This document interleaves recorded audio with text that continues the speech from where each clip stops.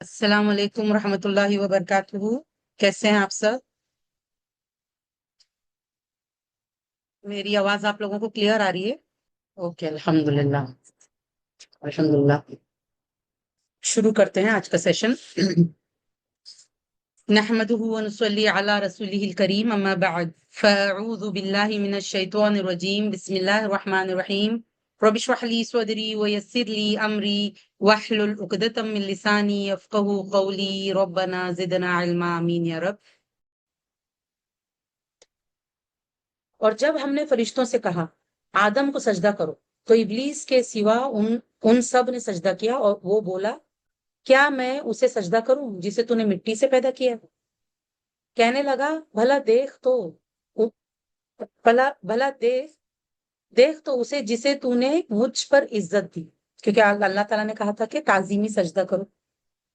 तो इब्लीस कहने लगा कि अल्लाह, जिसको तू मुझ पर इज्जत दे रहा है, यानी जिसके आगे तू कह रहा है कि मैं ताजीमी सजदा करूं, यानी आदम अलैहिस्सलाम की इज्जत उससे बढ़ के हो गई।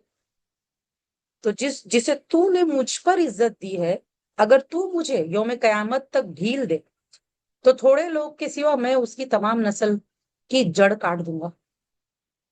इतना मतलब सुभान अल्लाह। उसको इस चीज का यानी कि इतना गुरूर उसके अंदर कि वो आग से पैदा किया गया और आदम अलैहिस्सलाम मिट्टी से पैदा किए गए। तो उसको ये था कि मैं इनको कैसे, मतलब मुझसे बढ़कर इज्जत इनको कैसे मिल गई? मुझे मुझे क्यों कहा जा रहा है कि इनके आगे ताजीमी सजदा करने बोलो? वो कैसे मुझसे बेहतर हो गए? ये चीज वो एक्सेप्ट नहीं कर पाए। आप देखिए, यही प्रॉब्लम कुफारे मक्का की भी थी और हर कौम की जिनकी तरफ नबी भेजे गए। कि उनकी प्रॉब्लम क्या थी कि इनको क्यों नबी के तौर पे चुना? हम पर क्यों नहीं नबूवत उतरी? इनको अल्लाह ने इनको क्यों चुन लिया? इनको क्यों दे दिया ये नेमत? हमें क्यों नहीं दिया? दूसरों को जब हक आए तो दूसरों को हकीर समझना और हक का इनकार करना, अल्लाह के हुक्म का इनकार करना, दूसरों को हकीर समझते हैं, यही तकब्बुर है। उसने क्या कहा कि क्या मैं उसे सजदा करूं जिसे तूने मिट्टी से पैदा किया है? भला देख तो उसे जिसे तूने मुझ पर इज्जत दी है। और सोचो, सुभान अल्लाह, अल्लाह से ऐसी बात कर रहा है वो। और दुश्मनी इतनी आदम अलैहिस्सलाम से, उसके अंदर इतना हसद, इतना बुग़्ज़ उसके अंदर, कि उसने अल्लाह ताला से कयामत तक का वक्त मांगा कि मैं इसकी पूरी आदम अलैहिस्सलाम की पूरी नस्ल को भटकाऊंगा कि थोड़े से लोग बचेंगे उसके वार से। क्या कहा उसने? तो थोड़े लोगों के सिवा तो थोड़े लोगों के सिवा मैं उसकी तमाम नस्ल की जड़ काट दूंगा, नौजुबिल्लाह, ऐसे बोला उसने। अल्लाह अकबर। भटका दूंगा मतलब कि लअहतनिकन्ना कहा उसने। अल्लाह ने फरमाया, जा, फिर उनमें से जो तेरी इत्तिबा करेगा तो बिलाशुबा तुम्हारी सजा जहन्नम में, पूरी पूरी सजा, मौफूरा, जज़ाअम मौफूरा। और उनमें से जिन पर भी तेरा बस चल सके, उन्हें अपनी आवाज से बहका ले। अब शैतान की आवाज क्या है? शैतान अपनी आवाज से कैसे बहकाता है? वसवसे डालकर। वो जो हमारे दिमाग में नेगेटिव बातों की आवाजें आती है ना, गलत बातों की आवाजें जो आती है, वसवसे डालता है। फिर है ना, आप देखिए, जैसे अगर कोई गलत रास्ते पे बुला रहा है, तो वो भी शैतान है, शैतान का चेला है। अगर वो गलत रास्ते पे, कोई गलत रास्ते पे बुला रहा है, गलत बातें कर रहा है, हाँ, और गाना बजाना, ओके, और अल्लाह की नाफरमानियों की तरफ अगर कोई बुला रहा है, ये सारी आवाजें जो है ना, ये क्या है? शैतान की आवाजें है ना। उनमें से जिन पर भी तेरा बस चल सके, उन्हें अपनी आवाज से बहका ले और उन पर अपने सवार और प्यादे चढ़ा ला, यानी पूरे तेरे लश्कर के साथ। लश्कर में आपको पता है ना, सवारी भी होते हैं, जो सवारी पे बैठकर आते हैं लश्कर, और पियादे यानी पैदल चलने वाले भी लश्कर होते हैं। तो अल्लाह ने बोले, देखो, तू अपने पूरे लश्कर, सवार और प्यादे चढ़ा ला और माल और औलाद में उनका शरीक बन जा। यानी शैतान किस तरह से इंसान को वर्गलाता है? इंसान के माल और औलाद के जरिए से। उनके माल में से ऐसे काम करवाता है जिससे अल्लाह नाराज हो। जैसे حرام کمانا، حرام جگہ پہ خرچ کرنا، یا اللہ کی نافرمانیوں میں خرچ کرنا، یا اسراف کرنا، یا کنجوسی کرنا، یا غیر اللہ کے نام پر، مطلب اسلام کی دشمنی میں غیر اللہ کے نام پر منتیں مانگ کر وہ خرچ کرنا، یہ سب خرچے کیا ہے؟ شیطان شامل ہو گیا اس مال میں۔ اللہ نے کہا نا کہ تو ان کے مال اور اولاد میں ان کا شریک بن جا۔ تو پارٹنرشپ کیسے کرتا ہے شیطان مال اور اولاد میں؟ تو اولاد کو کیا کرے انسان جب اولاد کی پرورش دنیا داری کے اس میں کرتا ہے کہ اسے دین نہیں سکھاتے، اولاد میں اتنے کھو جاتے ہیں، اتنے گم ہو جاتے ہیں کہ اللہ کو بھول جاتے ہیں، تو پھر کیا ہوتا ہے؟ اولاد میں شریک ہو جاتا ہے شیطان۔ جب ہم آپ دیکھیے اعوذ باللہ نہیں پڑھتے، بسم اللہ نہیں پڑھتے، دعائیں نہیں پڑھتے، صبح شام کے اذکار نہیں پڑھتے، جب ہم جو سنت سے ثابت دعائیں حفاظت کی جب جو پڑھنا ہے اگر نہیں پڑھتے ہیں تو کیا ہوتا ہے نا، شیطان شامل ہونے کی کوشش کرتا ہے روزی روٹی میں بھی اور اولاد۔ آپ دیکھیے یہی مال اور اولاد ہماری آخرت بھی بنا سکتے ہیں اگر ہم اس کو صدقہ خیرات زکوٰۃ اور اچھے کاموں میں لگائیں گے، حقداروں کو ان کا حق دیں گے، اولاد کی اچھی پرورش کریں گے، دین سکھائیں گے اس کو، ہے نا۔ ہمارے لیے ایک دعائیں مغفرت کرنے والی جو اولاد ہے، اللہ تعالیٰ اس کو کیا کہا کہ موت کے بعد میں بھی کام آئے گا۔ 3 اعمال، وہ علم جو کسی کو اچھا کوئی علم سکھا دیا تو جب تک اس علم پہ عمل کریں گے وہ کام آئے گا، وہ مال جو صدقہ جاریہ کے طور پہ لگا دیا تو وہ جب تک اس کو لوگ استعمال کریں گے فائدہ اٹھائیں گے، انسان کے نامہ اعمال میں اس کی نیکی لکھی جائے گی۔ اور نیک اولاد جو دعائیں مغفرت کرے، تو یہ مال اور اولاد ہمارے کام بھی آ سکتے ہیں، لیکن اگر ہم سوچ سمجھ کے نہیں جیے، اللہ کی یاد میں نہیں جیے، اللہ کی فکر میں، آخرت کی فکر میں نہیں جیے، تو یہی مال اور اولاد میں شیطان شریک ہو جاتا ہے، شیطان شریک بن جاتا ہے، کیونکہ اللہ نے اس کو کہا ہے۔ تو اللہ نے کیا کہا؟ اور ان میں سے جن پر بھی تیرا بس چل سکے انہیں اپنی آواز سے بہکا لے اور ان پر اپنے سوار اور پیادے چڑھا لا۔ جو نیک لوگ ہوتے، دیکھو کافروں کے پیچھے شیطان نہیں لگتا، کیوں؟ کیونکہ وہ تو آلریڈی کفر اور شرک کر رہے، تو ان کے پیچھے اس کو لگنے کی ضرورت ہی نہیں ہے۔ پھر اس لیے ہم دیکھتے ہیں کہ ارے وہ تو بڑے اچھے بن رہے، کافر ہو کے بھی اتنے اچھے، کیونکہ شیطان ان کے پیچھے نہیں ہے نا، وہ تو آلریڈی کفر شرک کر رہے۔ شیطان کس کے پیچھے؟ شیطان جو قرآن کو سمجھنے کی کوشش کرے گا، اس پر عمل کرنے کی کوشش کرے گا، ہے نا، نیک بننے کی کوشش کرے گا، ایمان لا کر عمل صالح کرنے کی کوشش کرے گا، تقوی اختیار کرے گا، ان کے پیچھے وہ پورا لشکر لے کر پیچھے پڑ جاتا ہے اور انہیں جھوٹے وعدے دے، اور شیطان تو انہیں بس فریب ہی کا وعدہ دیتا ہے، شیطان کا جھوٹے وعدے۔ اللہ نے کیا کہا؟ تو انہیں جھوٹے وعدے دو۔ تو اب آپ دیکھیں کفار مکہ کو کیا لگتا تھا کہ ہمارے پاس اتنا مال ہے، ہماری اتنی ساری اولادیں ہیں، اتنی عزت ہے ہماری کیونکہ ہم مکہ والے ہیں، ہم کعبہ کے متوالی ہے، ہم حاجیوں کی مہمانی کرتے ہیں، ہم اتنی نیکیاں کرتے اللہ کے راستے میں۔ تو ان کو کیا لگتا تھا؟ شیطان ان کو کیا کہتا تھا؟ جھوٹے وعدے کرتا تھا ان سے کہ اگر قیامت ہوئی بھی نا تو تم جنت جاؤ گے۔ ویسے تو قیامت ہونے والی نہیں ہے، اگر ہوئی بھی نا تو تم جنت جاؤ گے۔ تو اس طرح کے جھوٹے وعدے وہ کرتا تھا، ان کے مال اور اولاد میں شامل ہو گیا تھا شیطان۔ اور شیطان تو انہیں بس فریب ہی کا وعدہ دیتا ہے۔ بے شک میرے بندوں پر تیرا کوئی زور نہیں۔ اللہ نے کیا کہا؟ ان عبادی لیس لک علیہم سلطان، میرے بندوں پہ تیرا زور نہیں چلے گا، جو اللہ کے بندے۔ اور اللہ کے بندے کون ہوتے ہیں؟ انشاءاللہ ابھی آگے اور سورہ فرقان وغیرہ میں سب آنے والا ہے کہ اللہ تعالیٰ کے بندے کون ہوتے ہیں، بڑے ڈیٹیل میں اللہ بتائیں گے کہ اللہ کے بندے کون ہوتے ہیں۔ ویسے تو سمپل سی بات ہے، دیکھو جو اللہ کی محبت میں عاجزی کے ساتھ اس کی فرما برداری کرتے ہوئے گناہوں سے بچتے ہوئے جی رہے، وہ اللہ کا بندہ ہے، جس کے اندر ایمان ہے، آخرت پہ یقین ہے، اللہ کو مانتے ہیں، اللہ کی مانتے ہیں، اور 24 گھنٹے وہ عبادت میں گزارتے ہیں، کیونکہ ان کی ہر نیت کیا ہوتی ہے کہ مجھے اللہ کو راضی کرنا ہے، ہر کام میں ان کی یہی نیت ہوتی ہے۔ تو اللہ کے بندے، بے شک میرے بندوں پر تیرا کوئی زور نہیں، اور آپ کا رب کارساز کافی ہے۔ اللہ اپنے بندوں کے لیے کافی ہے. وَكَفَى بِرَبِّكَ وَكِيلًا. اللہ تعالیٰ سے ہم کو یہ مانگنا ہے، اللہ تعالیٰ تو ہمیں کافی ہو جا. اللہ تعالیٰ ہر حرام سے ہمیں بچا اور اپنی رحمت سے تو ہمیں کافی ہو جا. کیونکہ شیطان کا کام کیا ہے؟ وہ ہم سے حرام کروانا چاہتا ہے. لیکن جس کے دل میں یہ رہے گا نا، جس کے اندر اللہ کے لیے اخلاص رہے گا اور وہ اللہ کو اپنے لیے کافی سمجھے گا نا، شیطان کا اس پہ زور نہیں چلے گا. تمہارا رب وہی تو ہے جو تمہارے لیے سمندر میں کشتی چلاتا ہے تاکہ تم اس کے فضل میں سے تلاش کرو. بے شک وہ تم پر بڑا رحم کرنے والا ہے.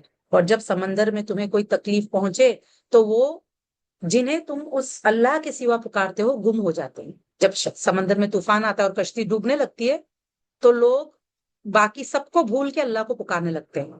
پھر جب وہ اللہ تعالیٰ تمہیں خشکی کی طرف نجات دیتا ہے، یعنی اللہ تعالیٰ ان کو بچا کر ان کو کنارے پہ لے کر آ جاتا ہے، وہ بچ جاتے، اتر جاتے کشتی میں سے، تو تم منہ موڑ لیتے ہو. اور انسان بڑا ہی ناشکرا ہے. انسان کیسا ہے؟ کان الانسان کفورا، بہت ناشکرا ہے. اتنا بڑا احسان کیا اللہ نے اس کے اوپر کہ اس کی جان بچا کے اللہ نے اس کو نجات دی، طوفان سے، ڈوبنے سے، مرنے سے اس کو بچایا. لیکن پھر انسان بھول جاتا ہے، پھر ناشکریہ کرنے لگتا ہے، پھر شرک کرنے لگتا ہے، پھر اپنے آپ کو بڑی چیز سمجھنے لگتا ہے. کیا پھر تم اس سے بے خوف ہو گئے ہو کہ وہ تمہیں خشکی کی جانب زمین میں دھسا دے؟ اگر کشتی سے اترے ہو تو زمین پہ، جس زمین پہ اترے ہو وہ زمین بھی تو اللہ کی ہے نا. اگر سمندر اللہ کا ہے، وہاں اللہ نے تمہیں بچا کے اگر زمین پہ اتارا ہے تو زمین کو بھی تو اللہ دھسا سکتا ہے. تو تم بے خوف ہو گئے؟ یا تم پر سنگریزوں کے یعنی کہ آگ کے پتھر والی سخت آندھی بھیج دے؟ پھر تم اپنے لیے کوئی کارساز نہ پا سکو گے، کوئی بچانے والا نہیں پاؤ گے کہ جو تمہیں بچا لے. کیا تم بے خوف ہو گئے ہو کہ وہ تمہیں دوبارہ اس سمندر میں لوٹا دے؟ پھر یعنی کہ اب ہو سکتا ہے دوبارہ تمہیں سمندر کا سفر کرنا پڑے، تو تب کیا ہوگا؟ کیا اس سے بے خوف ہو گئے؟ پھر تم تو پھر تم پر توڑ دینے والی طوفانی ہوا بھیجے تو وہ تمہارے کفر کے سبب تمہیں غرق کر دے. پھر تم اپنے لیے ہمارے خلاف اس پر کوئی ہمارا پیچھا کرنے والا بھی نہ پاؤ گے. یعنی کہ اللہ تعالی، اللہ سبحان اللہ، ایک انسان جو کفر کرتا ہے اور اس حال میں اگر اس کی پکڑ آ جائے اور اسے توبہ کا بھی موقع نہ ملے تو پوری دنیا مل کے اس کو نہیں بچا سکتی، پوری دنیا مل کے اس کی تکلیف کو دور نہیں کر سکتی. اور بلا شبہ یقیناً ہم نے بنی آدم کو عزت دی ہے. آپ دیکھیے اللہ نے بنی آدم کو عزت دی تمام مخلوق پر. اسی لیے ہم کو کبھی یہ نہیں دیکھنا چاہیے کون گورا، کالا، امیر، غریب، چھوٹا، بڑا. بنی آدم ہے نا، جب اللہ نے عزت دی تو ہم کو بھی عزت دینا چاہیے. بنی آدم کو، ہم کو ایک دوسرے کو عزت دینا چاہیے. جو لوگ ایک دوسرے کو عزت نہیں دیتے دراصل وہ خود کو عزت نہیں دیتے، ان کے دل میں خود کے لیے عزت نہیں ہے، اس لیے دوسروں کی عزت نہیں کرتے. اللہ نے بنی آدم کو عزت دی ہے. ہم اور آپ کون ہوتے عزت نہ دینے والے؟ جس کو اللہ نے عزت دی اور انہیں بر و بحر میں سواریاں دی. اللہ نے ہمیں یہ نعمتیں دی اور انہیں پاکیزہ چیزوں میں سے رزق دیا اور انہیں اپنی کثیر مخلوقات پر جنہیں ہم نے پیدا کیا فضیلت دی. اللہ نے تمام مخلوقات پر انسان کو فضیلت دی کہ تمام مخلوقات کو انسان کے خدمت میں لگا دیا. اور فرشتوں اور ابلیس کو، جو جنوں میں سے تھا، جن تھا نا، کیا حکم دیا کہ تعظیمی سجدہ کرو آدم علیہ السلام کو. اتنی فضیلت دی اللہ نے. انبیاء بھیجے انسانوں میں سے، سبحان اللہ. تو اتنی اللہ نے ہم پر اتنی رحمتیں کی، اتنا ہمیں آنر دیا، تو ہمارا کام کیا ہے؟ اللہ کی عبادت کرنا. تو ہم اشرف المخلوق ہیں. جب انسان اللہ کی عبادت نہیں کرتا، اللہ کی نافرمانیاں کرتا ہے، تو وہ اسفل سافلین ہو جاتا، پورے مخلوق میں سب سے بدتر. جب نیکی کرتا ہے اللہ کے خاطر ایمان لا کر تو پورے مخلوق میں سب سے اچھا بن جاتے ہیں، کیونکہ اللہ نے دی ہے اس کو فضیلت. اسے عقل دیا ہے نا، آنکھ، کان، دل دیا سمجھنے کے لیے، علم حاصل کرنے کے لیے، آئیڈیاز دیے اسے، ہے نا، سوچنے سمجھنے والا بنایا نا اللہ نے. جس دن ہم تمام انسانوں کو ان کے امام کے ساتھ بلائیں گے، پھر جسے اس کے اعمال نامہ اس کے دائیں ہاتھ میں دیا گیا تو وہ اپنا اعمال نامہ پڑھیں گے اور ان پر गुठली के धागे बराबर भी जुल्म ना होगा. ओके, जिसके हाथ में, सीधे हाथ में अगर आ गया नामा अमल तो कामयाब हो गए, अगर उल्टे हाथ में आया तो गए. और जो उस दुनिया में अंधा रहा, ठीक है, मतलब आंखें थी उसके पास, लेकिन ना उसने मतलब कायनात पे गौर फिक्र नहीं किया, अल्लाह को नहीं पहचाना, अंधा बना रहा, सारी नेमतें इस्तेमाल करके भी अंधा, कि रब को नहीं पहचान पाया, वो आखिरत में भी अंधा और राह से बहुत ज्यादा भटका हुआ रहेगा. आखिरत में भी अल्लाह उसको अंधा उठाएगा. कुरान में एक जगह आता है, अल्लाह ताला फरमाता है कि जब अंधा उठाएगा अल्लाह ताला ऐसे शख्स को, काफिर को, मुनाफिक को और मुशरिक को, जो अंधे दुनिया में जो अंधे बन के घूमे, असल में दिल अंधे होते हैं ना, तो वो कयामत के रोज पूछेगा कि अल्लाह ताला तूने मुझे अंधा क्यों उठाया, मैं तो दुनिया में देखने वाला था.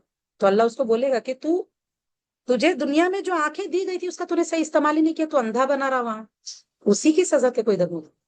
और बिलाशुबा करीब था कि हमने आपकी तरफ जो वही की है, काफिर आपको इससे फिसला देते, ताकि आप हम पर उसके अलावा कुछ और घड़ लें, और तब वो जरूर आपको अपना दिली दोस्त बना लेते. आप देखिए, काफिर मुसलमानों को कब दिली दोस्त बनाएंगे?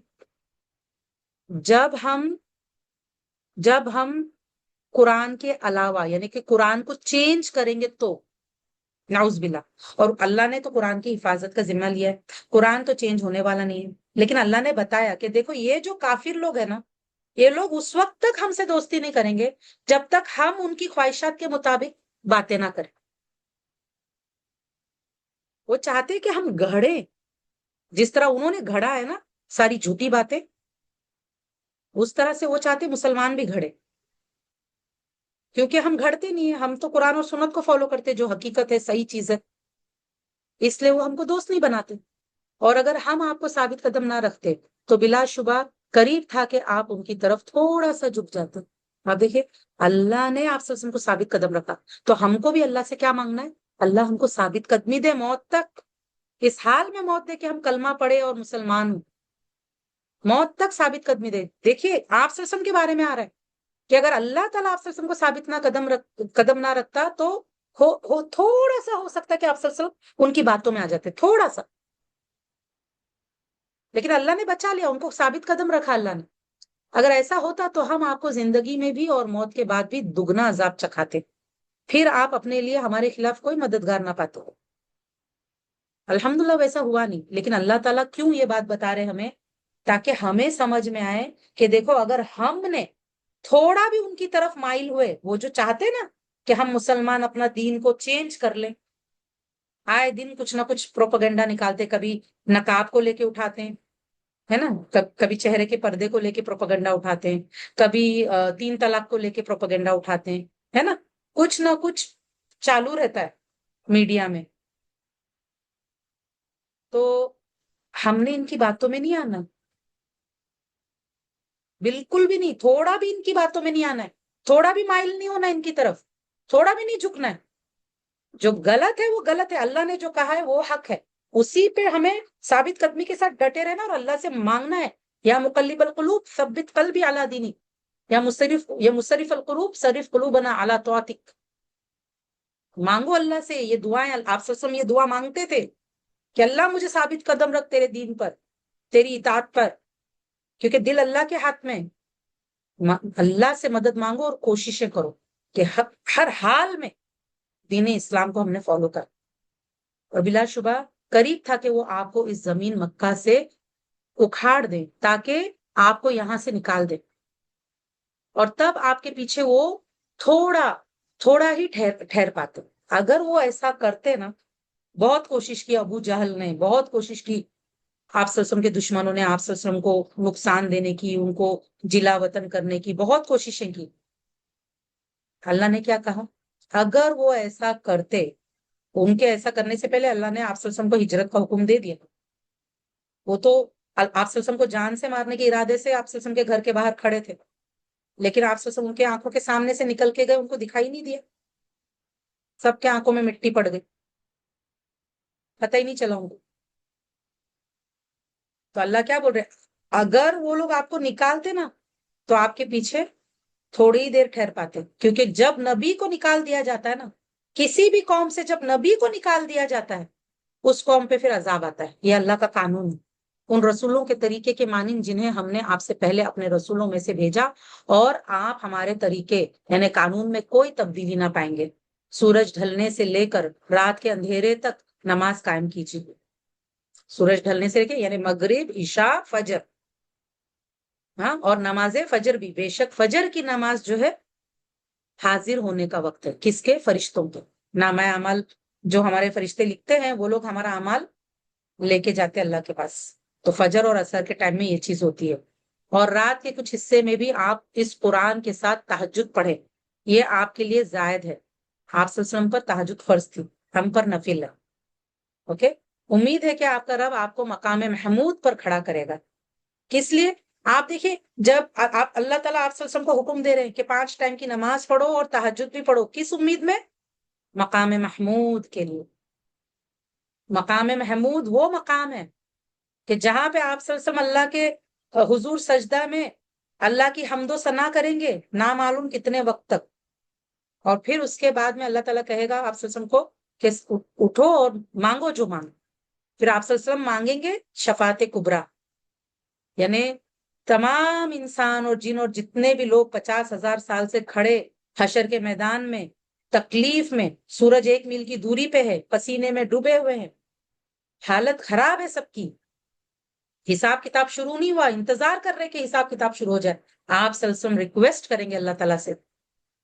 مقام محمود جب عطا کیا جائے گا آپ صلی اللہ علیہ وسلم وہاں پر جب اللہ تعالیٰ کہے گا کہ مانگو، تو آپ صلی اللہ علیہ وسلم شفاعت کبریٰ مانگیں گے کہ اللہ تعالیٰ حساب کتاب شروع کر دے. سبحان اللہ. اس کے لیے وہ مقام پانے کے لیے اللہ نے کیا کہا کہ تم تہجد پڑھو، 5 ٹائم کی نماز اور تہجد. سبحان اللہ. آپ دیکھیں ہمیں بھی کوئی چیز اگر ہم کو چاہیے، نماز کی پابندی، دعائیں، تہجد میں اللہ سے مانگنا ہے. اللہ ہم سب کو تہجد پڑھنے کی توفیق عطا کرو. ہمیں اور کہیے اے میرے رب داخل کر مجھے، سچا داخل کرنا. جب آپ سے ہجرت کر کے گئے یہی دعا، ربی ادخلنی مدخل صدق واخرجنی مخرج صدق واجعل لی من لدنک سلطانا نصیرا. کہ اللہ تعالیٰ داخل کر مجھے، سچا داخل کرنا، اور نکال مجھے، سچا نکالنا، اور مجھے اپنے پاس سے مدد دینے والا غلبہ عطا کر.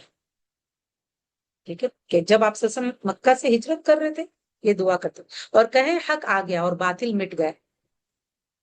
جاء الحق وزهق الباطل الباطل کان زہوقا ان الباطل کان زہوقا. بے شک باطل مٹنے والا ہے، مٹنے ہی والا ہے، اس میں کوئی شک نہیں کہ باطل مٹنے والا ہے. آپ صلی اللہ علیہ وسلم یہ پڑھ کے، یہ آیت پڑھ کے آپ صلی اللہ علیہ وسلم فتح مکہ جب ہوا 360 بت ادھر تھے، یہ پڑھ کے آپ صلی اللہ علیہ وسلم بتوں کو توڑ رہے تھے، کیونکہ اللہ کا حکم تھا. حق آ گیا اور باطل مٹ گیا. بے شک باطل تو مٹنے ہی والا ہے. باطل چاہے کتنا بھی بڑا ہو وہ ایک نہ ایک دن مٹ کے رہے گا. اور حق جب آتا ہے نا باطل کو مٹا دیتا ہے. حق کا آنا کافی ہوتا ہے. باطل کب تک زور پکڑتا ہے؟ جب تک حق نہ ہے. جیسے ہی حق آتا ہے باطل کا سر پھوٹ جاتا ہے. حق باطل کے سر کو پھوڑ دیتا، مٹ جاتا ہے باطل. اور ہم قرآن میں سے جو نازل کرتے ہیں وہ مومنوں کے لیے شفا ہے. قرآن میں کیا ہے؟ اللہ نے جسمانی، روحانی، ذہنی، قلبی، نفسی، اخلاقی، ہر طریقے کی شفا اللہ نے رکھے. ایمان والوں کے لیے قرآن میں شفا ہے. قرآن میں سے جو نازل کرتے ہیں اللہ تعالیٰ وہ مومنوں کے لیے شفا اور رحمت ہے، اور وہ ظالموں کو کیا کرتا ہے؟ خسارے میں زیادہ کرتا ہے. ظالم یہی قرآن سنتے ہیں تو اور زیادہ دشمنی میں آ جاتے ہیں، اور زیادہ گناہ کرنے لگتے ہیں، اور زیادہ جہنم رسید ہونے کے کام کرتے. اور جب ہم انسان پر انعام کریں تو وہ منہ موڑ لیتا ہے اور اپنا پہلو دور کر لیتا ہے، اور جب اسے تکلیف پہنچے تو بہت مایوس ہو جاتا ہے. یہ کفار کا طریقہ ہے. کافر کیسا ہوتا ہے؟ انعام ملتا ہے تو اکڑ جاتا ہے، اترانے لگتا ہے. اور جب اللہ تعالیٰ اس پہ مشکل ڈالتا ہے، اس سے کوئی چیز چھین لیتا ہے تو ایک دم مایوس، کوئی اللہ سے امید ہی نہیں اس کو. کہہ دیجئے ہر کوئی اپنے طریقے پر عمل کرتا ہے، چنانچہ تمہارا رب خوب جانتا ہے کہ کون زیادہ سیدھے راستے پر ہے. اور وہ آپ سے روح کے متعلق سوال کرتے ہیں. کہہ دیجئے روح میرے رب کے حکم سے ہے. تمہیں تو بہت ہی تھوڑا علم دیا گیا ہے، اور البتہ اگر ہم چاہیں تو اسے ضرور لے جائیں جو کچھ ہم نے آپ کی طرف وحی کی ہے، پھر آپ اس پر ہمارے مقابلے میں اپنا کوئی حمایتی نہ پائیں گے سوائے، دیکھیے یہ تو اللہ کی رحمت ہے کہ اللہ نے آپ صلی اللہ علیہ وسلم کو قرآن دیا، اللہ چاہے تو قرآن لے جائے گا۔ اور آپ دیکھیں قیامت کی بڑی نشانیوں میں سے کہ ایک دن ایسا آئے گا کہ لوگ جب صبح اٹھیں گے دلوں سے، کتابوں سے، قرآن سے مٹ چکا ہوگا قرآن۔ اللہ ہماری حفاظت کرے۔ آپ دیکھیں ہمیں علماء کی بہت عزت کرنا چاہیے، کیونکہ علماء، جب تک علماء ہے نا، جو سچے علماء ہیں، جو صحیح علماء ہیں، قیامت کی بڑی نشانیوں میں سے ہے کہ قیامت آنے سے پہلے اللہ تعالیٰ سچے علماء کو اٹھا لے گا۔ اللہ تعالیٰ قرآن کو بھی، قرآن کے بارے میں آتا ہے نا، یا قیامت کی نشانیوں میں سے قرآن بھی اٹھا لے گا اللہ تعالیٰ۔ سبحان اللہ، اللہ ہماری سب کی حفاظت کرے۔ دیکھیے یہاں پہ اللہ تعالیٰ کیا بتاتا، اللہ اگر دیکھیے اللہ نے جب کفار مکہ کو قرآن دیا وہ لوگ قدر نہیں کر رہے تھے، تو اللہ نے کیا کہا؟ کہ البتہ اگر ہم چاہیں تو اسے ضرور لے جائیں جو کچھ ہم نے آپ کی طرف وحی کی ہے، پھر آپ اس پر ہمارے مقابلے میں اپنا کوئی حمایتی نہ پائیں گے سوائے آپ کے رب کی رحمت کے۔ آپ دیکھیں یہ رب کی رحمت ہے کہ اللہ نے ہمیں قرآن دیا زندگی گزارنے کے، بے شک آپ پر اس کا فضل بہت زیادہ ہے، ہم نے اللہ کی رحمت اور اس کا فضل مانگنا ہے۔ کیوں؟ آپ دیکھیں اگر قرآن سمجھ میں نہ آئے اس کا مطلب کچھ ایسا گناہ ہے جو ہمیں اس کو سمجھنے سے روک رہا ہے، ہم نے وہ گناہ چھوڑنا ہے، ہم نے رونا ہے، ہم نے اللہ سے مانگنا ہے کہ اللہ مجھے قرآن سمجھا دے، کیونکہ کافر کو قرآن سمجھ میں نہیں آتا ہے۔ کہہ دیجئے البتہ اگر تمام انسان اور جن اس بات پر جمع ہو جائیں کہ اس قرآن کی مثل لائیں تو وہ اس کی مثل نہ لا سکیں گے، اگرچہ وہ ایک دوسرے کے مددگار بھی بن جائیں۔ اور بلا شبہ ہم نے اس قرآن میں لوگوں کے لیے ہر مثال پھیر پھیر کر بیان کی ہے، پھر بھی اکثر لوگ نے انکار کیا، مگر کفر کرنے سے انکار نہیں کیا، قرآن کو ماننے سے انکار کیا۔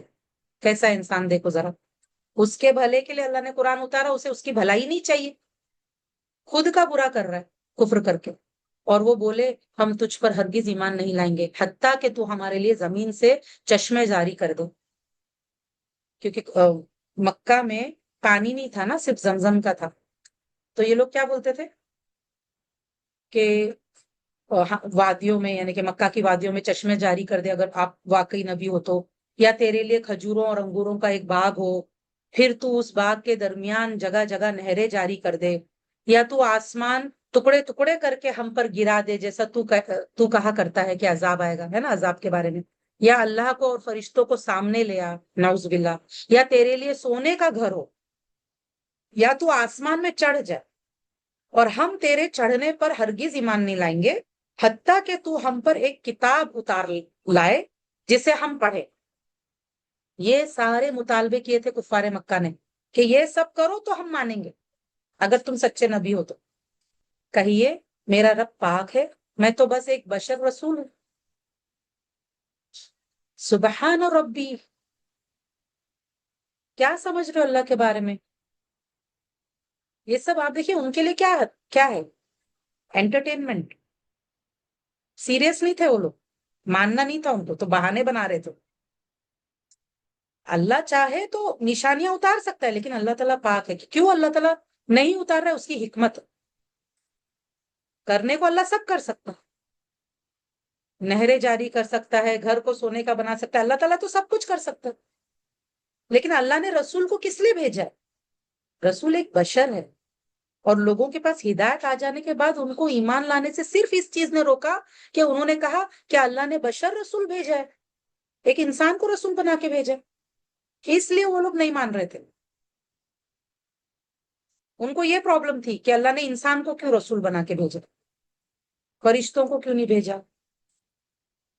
کہہ دیجئے اگر زمین میں فرشتے ہوتے تو یہاں مطمئن ہو کر چلتے پھرتے تو ہم ان پر آسمان سے کوئی فرشتہ ہی رسول بنا کر بھیجتے۔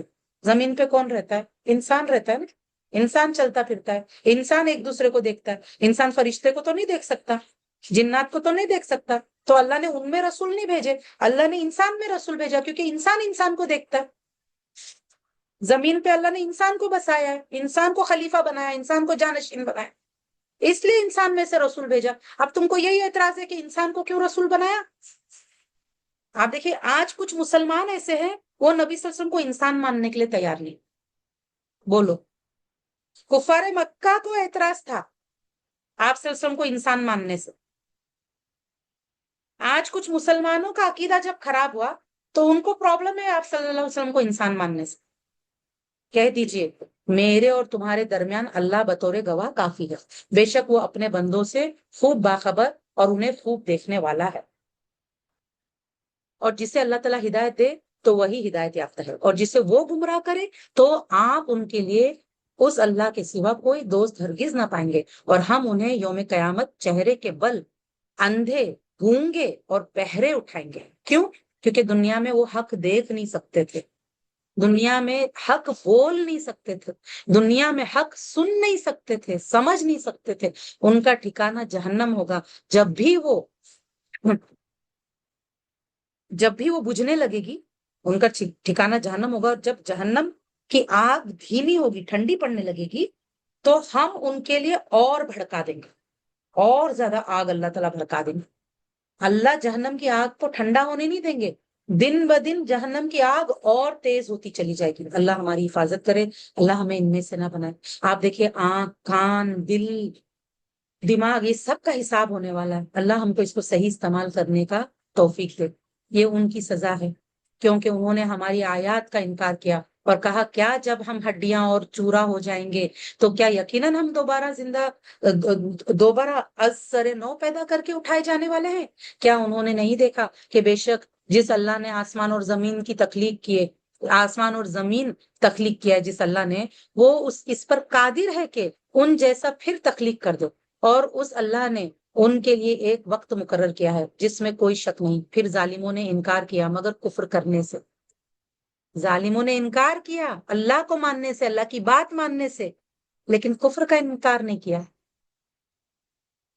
کفر پہ ہی ڈٹے رہے ضد کے ساتھ. کہہ دیجئے اگر تم میرے رب کی رحمت کے خزانوں کے مالک ہوتے تو اس وقت تم اپنے خرچ ہو جانے کے ڈر سے ضرور روک لیتے اس کو. اگر اللہ کی نعمتوں کے خزانے انسان کے کنٹرول میں ہوتا نا، انسان کسی کو ایک گھونٹ پانی نہ دیتا، انسان کسی کو کھانا نہ دیتا. انسان اتنا کنجوس ہے اور انسان نہایت ہی بخیل ہے. وَكَانَ الْإِنسَانُ قَتُورًا. چاہے انسان کتنا بھی سخی ہو نا، انسان کو ڈر لگتا ہے ختم ہو جائے گا، اگر دے دوں گا تو پھر میرے پاس کیا بچے گا. انسان کے اندر کنجوسی رکھی گئی ہے. آپ دیکھیں جیسا اللہ دیتا ہے نا کوئی انسان نہیں دے سکتا. اللہ تو غنی ہے نا، اسے تو اس کے خزانے ختم ہونے کا کوئی ڈر نہیں. اس کے خزانے میں تو کچھ کمی آتی ہی نہیں ہے. چاہے پوری دنیا کو، ساری مخلوق جو مانگے، اگر وہ سب کچھ اس مخلوق کو دے دے، ساری مخلوق کو دے دے جو جو وہ چاہے، تو بھی اس کے بادشاہی میں کچھ بھی کمی نہیں آئے گی. لیکن انسان کے پاس اگر خزانے ہوتے نا کسی بھی چیز کے، تو انسان ڈر کے مارے کہ ختم نہ ہو جائے ضرور روک لیتا ہے. آپ دیکھیے آج انسان جو گورنمنٹ سے، وہ لوگ کیا کرتے ہیں، کبھی پانی روکتے ہیں دوسرے اسٹیٹ سے، کبھی جیسے یہ جو چاول کھیتی سے جو اگنے والے پلسز وغیرہ ہوتے کبھی وہ روکتے ہیں، کبھی تیل روکتے ہیں، کبھی کچھ روکتے ہیں. صرف کیوں؟ کیونکہ اللہ نے تھوڑا سا اتھارٹی کیا دے دیا، تو آج انسان اس بل پہ اتنا زور دکھاتا ہے. اگر پورا کنٹرول انسان کے پاس رہتا تو کیا کرتا انسان؟ لیکن اللہ نے انسان کو پورا کنٹرول دے کے مالک نہیں بنایا نا، ذرا سا دیا ہے بس، ذرا میں اتنا کرتا ہے انسان. تو اللہ نے کیا کہا؟ انسان بخیل ہو. دیکھیے آج نا، تو بہرحال دیکھو، اگر ہمارے اندر اللہ کی محبت اور آخرت میں حساب دینے کا ڈر نہیں ہوگا نا، تو انسان بخیلی کرے گا. انسان کو اس بخیلی سے لڑ کے باہر نکل کے سخاوت کرنا ہوتا ہے. اوکے، کیونکہ نیچرلی کیا ہے کہ بخیلی انسان کے اندر ہے. لیکن کیا چیز اس کو اس بخیلی سے باہر نکال سکتا ہے؟ اللہ کا ڈر، اللہ کی محبت، آخرت میں حساب دینے کا، ذمہ داری کا احساس. اور ہم نے موسیٰ علیہ السلام کو 9 کھلی نشانیاں دی. چنانچہ آپ بنی اسرائیل سے پوچھیں، جب وہ ان کے پاس آیا تو فرعون نے ان سے کہا اے موسیٰ بے شک میں تجھے سحر زدہ سمجھتا ہوں. اب آپ دیکھیے فرعون نے 9 نشانیاں بھی نہیں مانگی. یہ کفار مکہ نشانی مانگ رہے تھے. اللہ ان کو بتا رہے دیکھو موسیٰ علیہ السلام کو تو 9 نشانی دیے تھے, فرعون نے نہیں مانا, بعد میں غرق ہوا. اس نے کہا یعنی موسیٰ علیہ السلام نے کہا تو یقیناً جان چکا ہے کہ یہ چیزیں آسمانوں اور زمین کے رب ہی نے واضح دلائل بنا کر غور کرنے کے لیے نازل کی ہے, اور اے فرعون میں تو تجھے ہلاک کیا ہوا سمجھتا ہوں. آپ دیکھیے جب انسان کے اندر اللہ کی عظمت آ جاتی ہے نا تو اس کو بڑے سے بڑا بادشاہ کچھ نہیں لگتا ہے کہ اتنا بڑا بادشاہ ہے, اس سے کیسے میں بات کروں, کیا بولوں. کیونکہ جس کے دل میں اللہ کی بڑائی آ گئی, اللہ کی عظمت آ گئی کہ میرا رب ہی سب کچھ ہے, میرا مالک, میرا خالق, میرے نفع نقصان کا مالک, مجھے سب کچھ دینے والا ہے نا, میرا پالنے پوسنے والا, سب کچھ میری ضرورتوں کو پورا کرنے والا اللہ ہے. تو اللہ کی عظمت کہ اللہ اتنا بڑا ہے, جب وہ چیز دل میں آتی ہے نا, پھر اگر کوئی بہت بڑا انسان اللہ کی نافرمانی کر رہا ہے تو فرق نہیں پڑتا کہ انسان اس کو بولتا ہے کہ دیکھو تم غلط ہے نا, اس کے سٹیٹس سے کیا فرق پڑتا, غلط تو غلط ہے. اور اے فرعون میں تو تجھے ہلاک کیا ہوا سمجھتا ہوں. پھر اس فرعون نے ارادہ کیا کہ انہیں اس زمین سے اکھاڑ دے, تو ہم نے اسے اور اس کے سب ساتھیوں کو غرق کر دیا. یعنی جب اس نے بنی اسرائیل کو اور موسیٰ علیہ السلام سمیت اس نے ختم کرنے کا ارادہ کر کے آیا تھا تو اللہ نے اسے غرق کر دیا. اور اس کے بعد ہم نے بنی اسرائیل سے کہا کہ اس زمین میں رہو, پھر جب آخرت کا وعدہ آئے گا تو ہم تم سب کو سمیٹ لائیں گے. اوکے, اب آپ دیکھیے کوئی کتنا بھی طاقتور ہو, بادشاہ ہو, اگر وہ مسلمانوں کو نقصان پہنچانے کے لیے آئے گا اپنی سرکشی میں, تو اللہ تعالیٰ سچے ایمان والوں کو, نبیوں کو فالو کرنے والوں کو نجات دے گا اور ان کو غرق کرے گا. جیسے فرعون کو غرق کیا, اللہ آج بھی غرق کر سکتا ہے. اللہ چاہے تو, آپ دیکھیے اللہ کا قانون ہے. اللہ تعالیٰ نے مطلب سبحان اللہ, جب ایمان والے صبر کرتے ہیں ظلم اور زیادتیوں پہ تو ایک وقت آتا ہے جب اللہ تعالیٰ مسلمانوں کو, ایمان والوں کو نجات دیتا ہے اور ظالموں کو ہلاک کرتا ہے. اور ہم نے اس قرآن کو حق ہی کے ساتھ نازل کیا ہے, اور یہ حق ہی کے ساتھ نازل ہوا, اور ہم نے آپ کو صرف بشارت دینے والا اور ڈرانے والا بنا کر بھیجا ہے. اور قرآن کو ہم نے جدا جدا کر کے نازل کیا, یعنی تھوڑا تھوڑا کر کے اللہ نے نازل کیا قرآن 23 سالوں میں, تاکہ آپ اسے لوگوں کو ٹھہر ٹھہر کر سنائیں. اور ہم نے اسے بتدریج ہی نازل کیا ہے, یعنی آہستہ آہستہ 23 ایئرس میں. کہہ دیجئے اس پر ایمان لاؤ یا ایمان نہ لاؤ, بلا شبہ جنہیں اس سے پہلے علم دیا گیا جب ان پر تلاوت کی جاتی ہے تو وہ اپنے ٹھڈیوں کے بل سجدے میں گر پڑتے ہیں. آپ دیکھیے سبحان اللہ, جیسے نجاشی تھے, ان کے دربار میں جو لوگ مسلمان ہوئے, اور عبداللہ بن سلام, سلمان فارسی رضی اللہ عنہ, یہ لوگ سب لوگ جب انہوں نے اللہ کا کلام سنا تو وہ لوگ سجدے میں گر گئے. آپ دیکھیے قرآن کا جو حق ہے نا کیا ہے, تو پہلے ہم اس کی تلاوت کریں غور یعنی کہ سمجھ کر, اوکے, ٹھہر ٹھہر کر آرام سے صحیح سے تجوید کے ساتھ تلاوت کرو, پھر اس پہ غور و فکر کریں. پھر وہ غور و فکر سے ایسی کیفیت پیدا ہوتی ہے نا کہ ہم کیا کریں, پھر سجدے میں گر کے دعائیں کریں, سجدے میں گر جائیں, دعائیں کریں. پھر ہمارے اندر اللہ کی خشیت آنی چاہیے, اللہ کا ڈر, اور ہم رونا چاہیے, رونا آنا چاہیے. جیسے نجاشی جب انہوں نے حق کو پہچان لیا, نجاشی اور ان کے درباریوں نے, تو ان کی آنکھوں سے آنسو بہ نکلے. یہ سٹیجز ہوتے قرآن کو پڑھنے کے. تو جب انسان قرآن پڑھتا ہے تو یہ ساری کیفیت سے وہ گزرتا ہے. صرف تلاوت تک ہی تھوڑی ہے, تلاوت کے آگے بھی ہے کہ تلاوت سوچ سمجھ کے صحیح سے, پھر غور و فکر,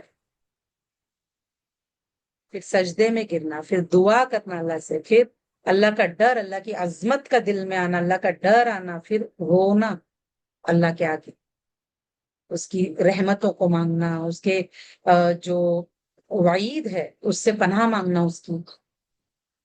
اور وہ کہتے ہیں پاک ہے ہمارا رب. دیکھیں کیا دعا کرتے ہیں جو لوگ, جب قرآن ان کے سامنے پڑھا جاتا ہے تو کیا دعا کرتے ہیں, وہ کہتے ہیں پاک ہے ہمارا رب, بے شک ہمارے رب کا وعدہ ضرور پورا ہونا ہے. اور وہ روتے ہوئے اپنی ٹھڈیوں کے بل گر پڑتے ہیں. اور یہ قرآن ان کے خشوع کو زیادہ کرتا ہے, ان کے اندر خشوع آتا ہے, عاجزی آتی ہے. کہہ دیجئے اللہ کو اللہ کہہ دیجئے اللہ کو اللہ کہہ کر پکارو یا رحمان کہہ کر, تم جس نام سے بھی پکارو تو اسی کے لیے اچھے اچھے نام ہیں، اسی کے لیے اچھے سے اچھے نام ہے جو قرآن اور سنت سے ثابت ہو، ٹھیک ہے نا؟ اپنے من سے نہیں دے سکتے اللہ کو نام، قرآن اور سنت سے ثابت. اور اپنی نماز نہ بلند آواز سے پڑھیں نہ بالکل پست آواز سے، بلکہ اس کے بین بین راستے اختیار کریں. یعنی ایک دم زور سے بھی نماز نہیں پڑھنا ہے چیخ چیخ کر، نہ ہی اتنا سلو کہ منہ بند ہے ٹوٹلی، درمیانہ آواز، ٹھیک ہے. اور کہہ دیجئے ساری حمد اللہ ہی کے لیے ہے جس نے اپنے لیے کوئی اولاد نہیں بنائی اور نہ بادشاہی میں اس کے لیے کوئی شریک ہے، اور نہ اسے ناتوانی وہ کمزوری کی وجہ سے کوئی حمایتی درکار ہے. اللہ تعالیٰ آپ دیکھیں ان ساری چیزوں سے پاک ہے نا. ساری تعریف اللہ کے لیے ہے. کیوں؟ تمام تعریفوں کا حق صرف اللہ رکھتا ہے، تمام عبادتوں کا حق صرف اللہ رکھتا ہے، تمام شکر کا حق صرف اللہ رکھتا ہے. کیوں؟ کیونکہ اس کی کوئی اولاد نہیں اور نہ بادشاہی میں اس کے لیے کوئی شریک ہے. وہ اکیلا بادشاہ ہے نا، وہ اکیلا الہ ہے، اکیلا بادشاہ ہے، اور اسے کوئی کمزوری نہیں ہے کہ جس کے وجہ سے اس کو کسی کی مدد لینی پڑے. ایسی کوئی کمزوری اس کے اندر نہیں. اور آپ اس اللہ کی بڑائی بیان کریں، کمال درجے کی بڑائی. اوکے، سورہ کہف انشاءاللہ شروع کریں گے. بسم اللہ الرحمن الرحیم. اللہ سبحانہ تعالیٰ یہاں یہ سورہ حمد سے سٹارٹ کرتا ہے، جیسے سورہ فاتحہ الحمدللہ سے سٹارٹ ہوا اسی طرح یہ ایک دم قرآن کے سینٹر کا سورہ ہے. اگین الحمدللہ سے سٹارٹ ہو رہا ہے. آپ دیکھیں یہاں پر بھی ہم دیکھتے ہیں کہ قل الحمدللہ پہ اینڈ ہوا. اوکے، سورہ بنی اسرائیل، سورہ اسراء جو ہے، سوری سورہ اسراء جو ہے یہ قل الحمدللہ پہ اینڈ ہوئی، اور سورہ کہف اسی حکم کے مطابق الحمدللہ سے سٹارٹ ہوئی. اللہ نے کہا نا الحمدللہ بولو، ہم کو اللہ کا شکر ادا کرنا ہے بہت. اللہ تیرا شکر سب سے پہلے کس لیے؟ کہ اللہ نے ہمیں قرآن جیسی نعمت دی، ایمان سے نوازا، آپ صلی اللہ علیہ وسلم کی امت میں سے بنایا. الحمدللہ ساری حمد اللہ ہی کے لیے ہے جس نے اپنے بندے پر یعنی آپ صلی اللہ علیہ وسلم پر کتاب نازل کی. اس کے لیے ہم نے خاص شکر ادا کرنا ہے اللہ تعالیٰ سے. جتنی نعمتیں اللہ نے دی ہے ان ساری نعمتوں میں سب سے بڑی نعمت قرآن ہے، اور اللہ نے ہم کو آپ صلی اللہ علیہ وسلم کی امت میں سے پیدا کیا، یہ بھی بہت بڑی نعمت ہے ہم پر. اور اس قرآن میں اللہ نے کوئی کجی نہیں رکھی، کوئی ٹیڑھا پن نہیں رکھا، نہایت سیدھی بغیر افراط اور تفریط کے اتاری اللہ نے، کسی کمی بیشی کے بغیر. ایک دم پرفیکٹ کتاب، جو اس کو پڑھے گا وہ سیدھا ہو جائے، کیونکہ ایک دم سیدھی کتاب ہے نا، درست کتاب ہے اور درست کرنے والی کتاب ہے. جو اس کو پڑھے گا وہ درست ہو جائے گا اگر اس نے اس پر ایمان لایا ہے نا. اگر مانا تو وہ خود بھی درست ہو جائے گا، درست کر دے گی یہ کتاب. ایک دم درست کتاب ہے، اس میں کوئی کمی بیشی نہیں ہے، ہر عیب سے پاک ہے، کیونکہ اللہ کا کلام ہے نا. تاکہ وہ اس اللہ کی طرف سے سخت عذاب سے ڈرائے. آپ صلی اللہ علیہ وسلم پہ کیوں اتارا اللہ نے قرآن؟ تاکہ آپ صلی اللہ علیہ وسلم کافروں کو سخت عذاب سے ڈرائے اور مومنوں کو خوشخبری دے جو نیک عمل کرتے ہیں، بے شک ان کے لیے اچھا اجر ہے، میں اس میں وہ ہمیشہ رہنے والا ہے. اچھا اجر ہے، جو ایمان لا کے عمل صالح کرے گا اس کے لیے اللہ نے بہت اچھا اجر. جنت ایسی جگہ ہے کہ کسی کے خواب و خیال سے بھی نہیں گزر سکتی، اتنا اچھا اجر اللہ نے تیار کر کے رکھا ہے، اور اس میں ہمیشہ رہے گا جنتی. لوگوں کو ڈرائیے جنہوں نے کہا کہ اللہ نے کوئی اولاد بنائی. نعوذ باللہ، اللہ کی تو کوئی اولاد نہیں ہے، لیکن کرسچنز ایسا بولتے تھے، اور جو کفار مکہ تھے وہ ایسا بولتے تھے. نہ انہیں اس بات کا کوئی علم ہے اور نہ ان کے باپ دادا کو، بغیر علم کے باتیں کر رہے ہیں نعوذ باللہ اللہ کے بارے میں. بڑی ہی خطرناک بات ہے جو ان کے منہوں سے نکلتی ہے. کوئی بات منہ سے نکلتی ہے اللہ کو اتنی پسند آتی ہے کہ اللہ اس کے لیے جنت لکھ دیتا ہے. کوئی بات اتنی بری ہوتی ہے کہ اللہ کو اتنی ناپسند آتی ہے کہ اس کے وجہ سے وہ انسان جہنم رسید ہو جاتا ہے. یہاں پہ آپ دیکھیں اللہ بول رہے ہیں ان کے منہوں سے کتنی خطرناک بات نکل رہی ہے، وہ تو سراسر جھوٹ ہی بکتے ہیں. پھر شاید آپ تو خود کو ان کے پیچھے غم سے ہلاک کرنے والے ہیں. آپ صلی اللہ علیہ وسلم اتنی محبت کرتے تھے اپنے لوگوں سے، ہے نا. یہ کون سی محبت ہے؟ اللہ کے خاطر، ٹھیک ہے نا. اللہ کے خاطر ان کو اتنی تڑپ تھی نا لوگوں کے لیے، ان کے خیر خواہ تھے. تو جب وہ لوگ ایمان نہیں لاتے تھے تو آپ صلی اللہ علیہ وسلم کا دل بہت دکھتا تھا، اتنا درد دیتا تھا آپ صلی اللہ علیہ وسلم کو کہ گویا خود کو ہلاک کر لیں، اتنا دکھی ہوتے تھے. تو اللہ نے منع کیا آپ صلی اللہ علیہ وسلم کو کہ آپ اتنا دکھ مت کرو، اتنا غم مت کرو.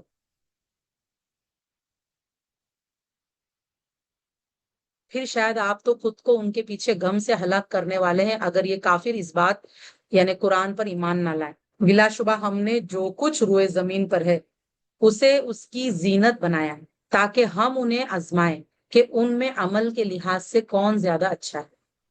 اور جو کچھ اس زمین پر ہے بلا شبہ یقیناً ہم اسے چٹیل میدان بنا دینے والے ہیں. کیا آپ نے خیال کیا ہے کہ غار اور کتبے والے ہمارے نشانیوں میں سے ایک عجیب نشانی ہے؟ اب آپ دیکھیں اللہ نے بتایا کہ دیکھو دنیا کی حقیقت کیا ہے.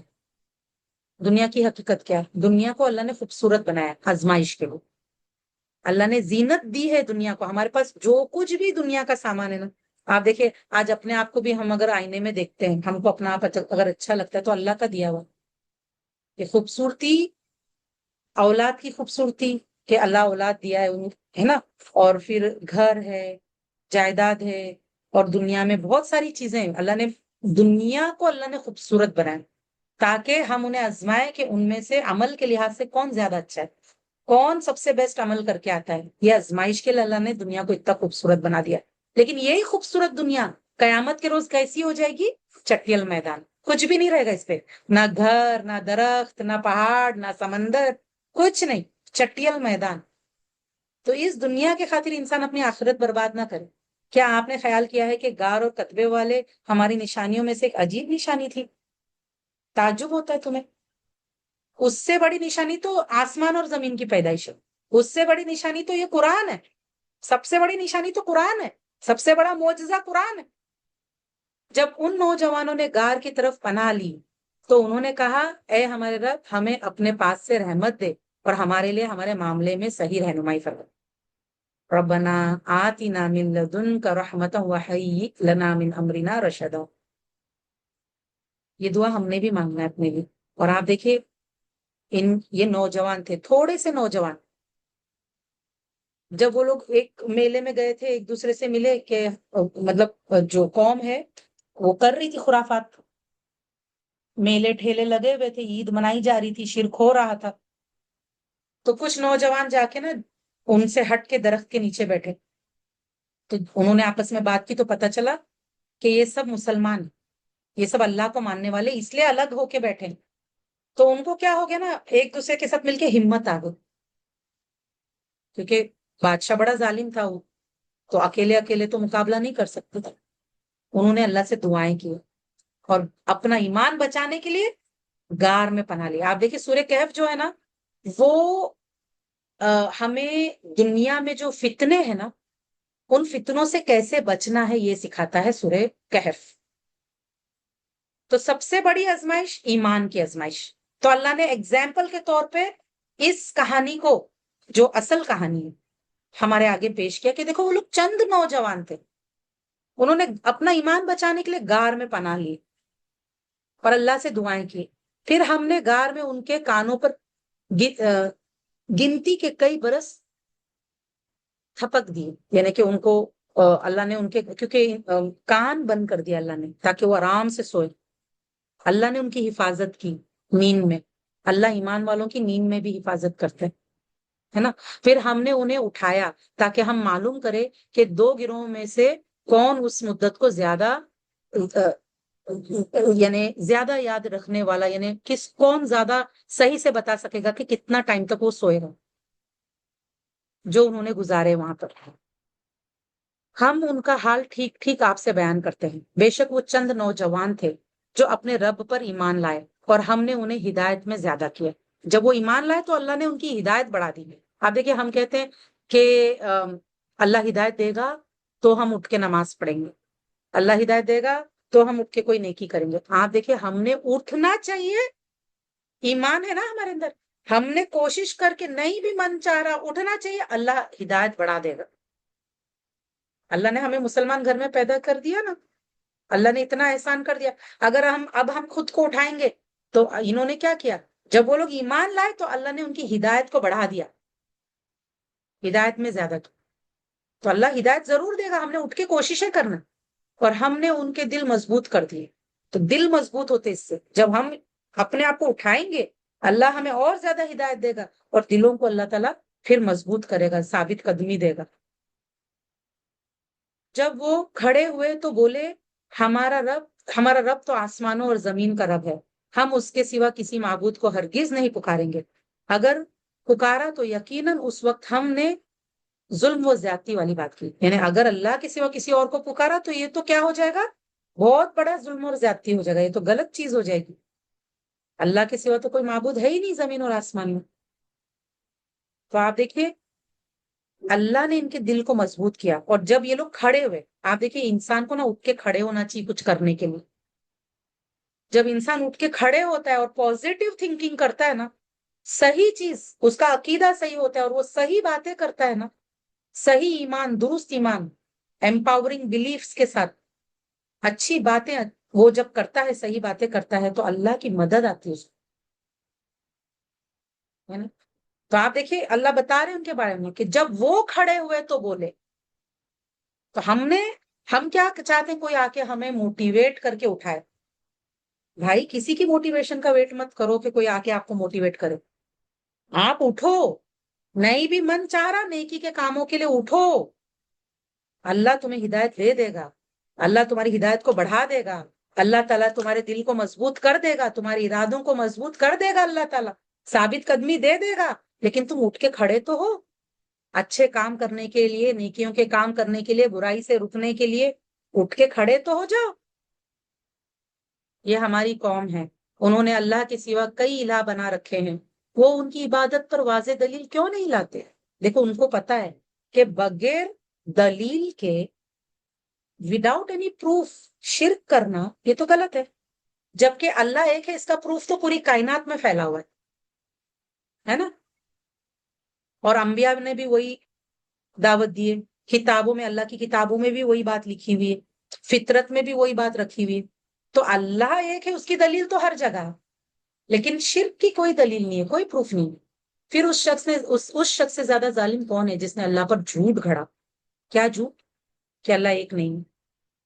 اور جب تم ان لوگوں سے اور جن کی وہ اللہ کے سوا عبادت کرتے ہیں ان سے الگ ہو گئے ہو تو غار میں پناہ لو، کیونکہ لوگوں نے ان کو جان سے مارنے کی دھمکی دی، تو اپنی جان بچانے کے لیے، ایمان اور جان دونوں بچانے کے لیے ان لوگوں نے غار میں پناہ لی، کہ تمہارا رب اپنی رحمت میں سے تم پر پھیلا دے گا اور تمہارے لیے تمہارے کام میں آسانی پیدا کرے گا۔ اوکے، جب اپنا ایمان بچانے کے لیے ایک انسان اگر غار میں گھس جائے نا، یا جنگلوں میں نکل جائے کہ مجھے اپنا ایمان بچانا ہے ورنہ لوگ مجھے ایمان پہ عمل کرنے نہیں دیں گے، تو اللہ کیا کرتا ہے، ان پر رحمت بھیجتا۔ سچویشن کے حساب سے ان کی سچویشن ایسی تھی کہ ان کو اپنا ایمان بچانے کے لیے، اور کہتے ہیں یہ لوگ نا بادشاہ اور بہت امیر گھرانے کے نوجوان تھے، ینگ لڑکے تھے اور بہت امیر گھرانے کے تھے اس قوم سے، ایک تو بادشاہ کا بیٹا، اور اس طرح سے آتا ہے، اگر آپ تفاسیر پڑھو گے تو آپ کو پتہ چلے گا کہ یہ بہت امیر گھرانے کے لڑکے تھے، یہ نوجوان جو تھے۔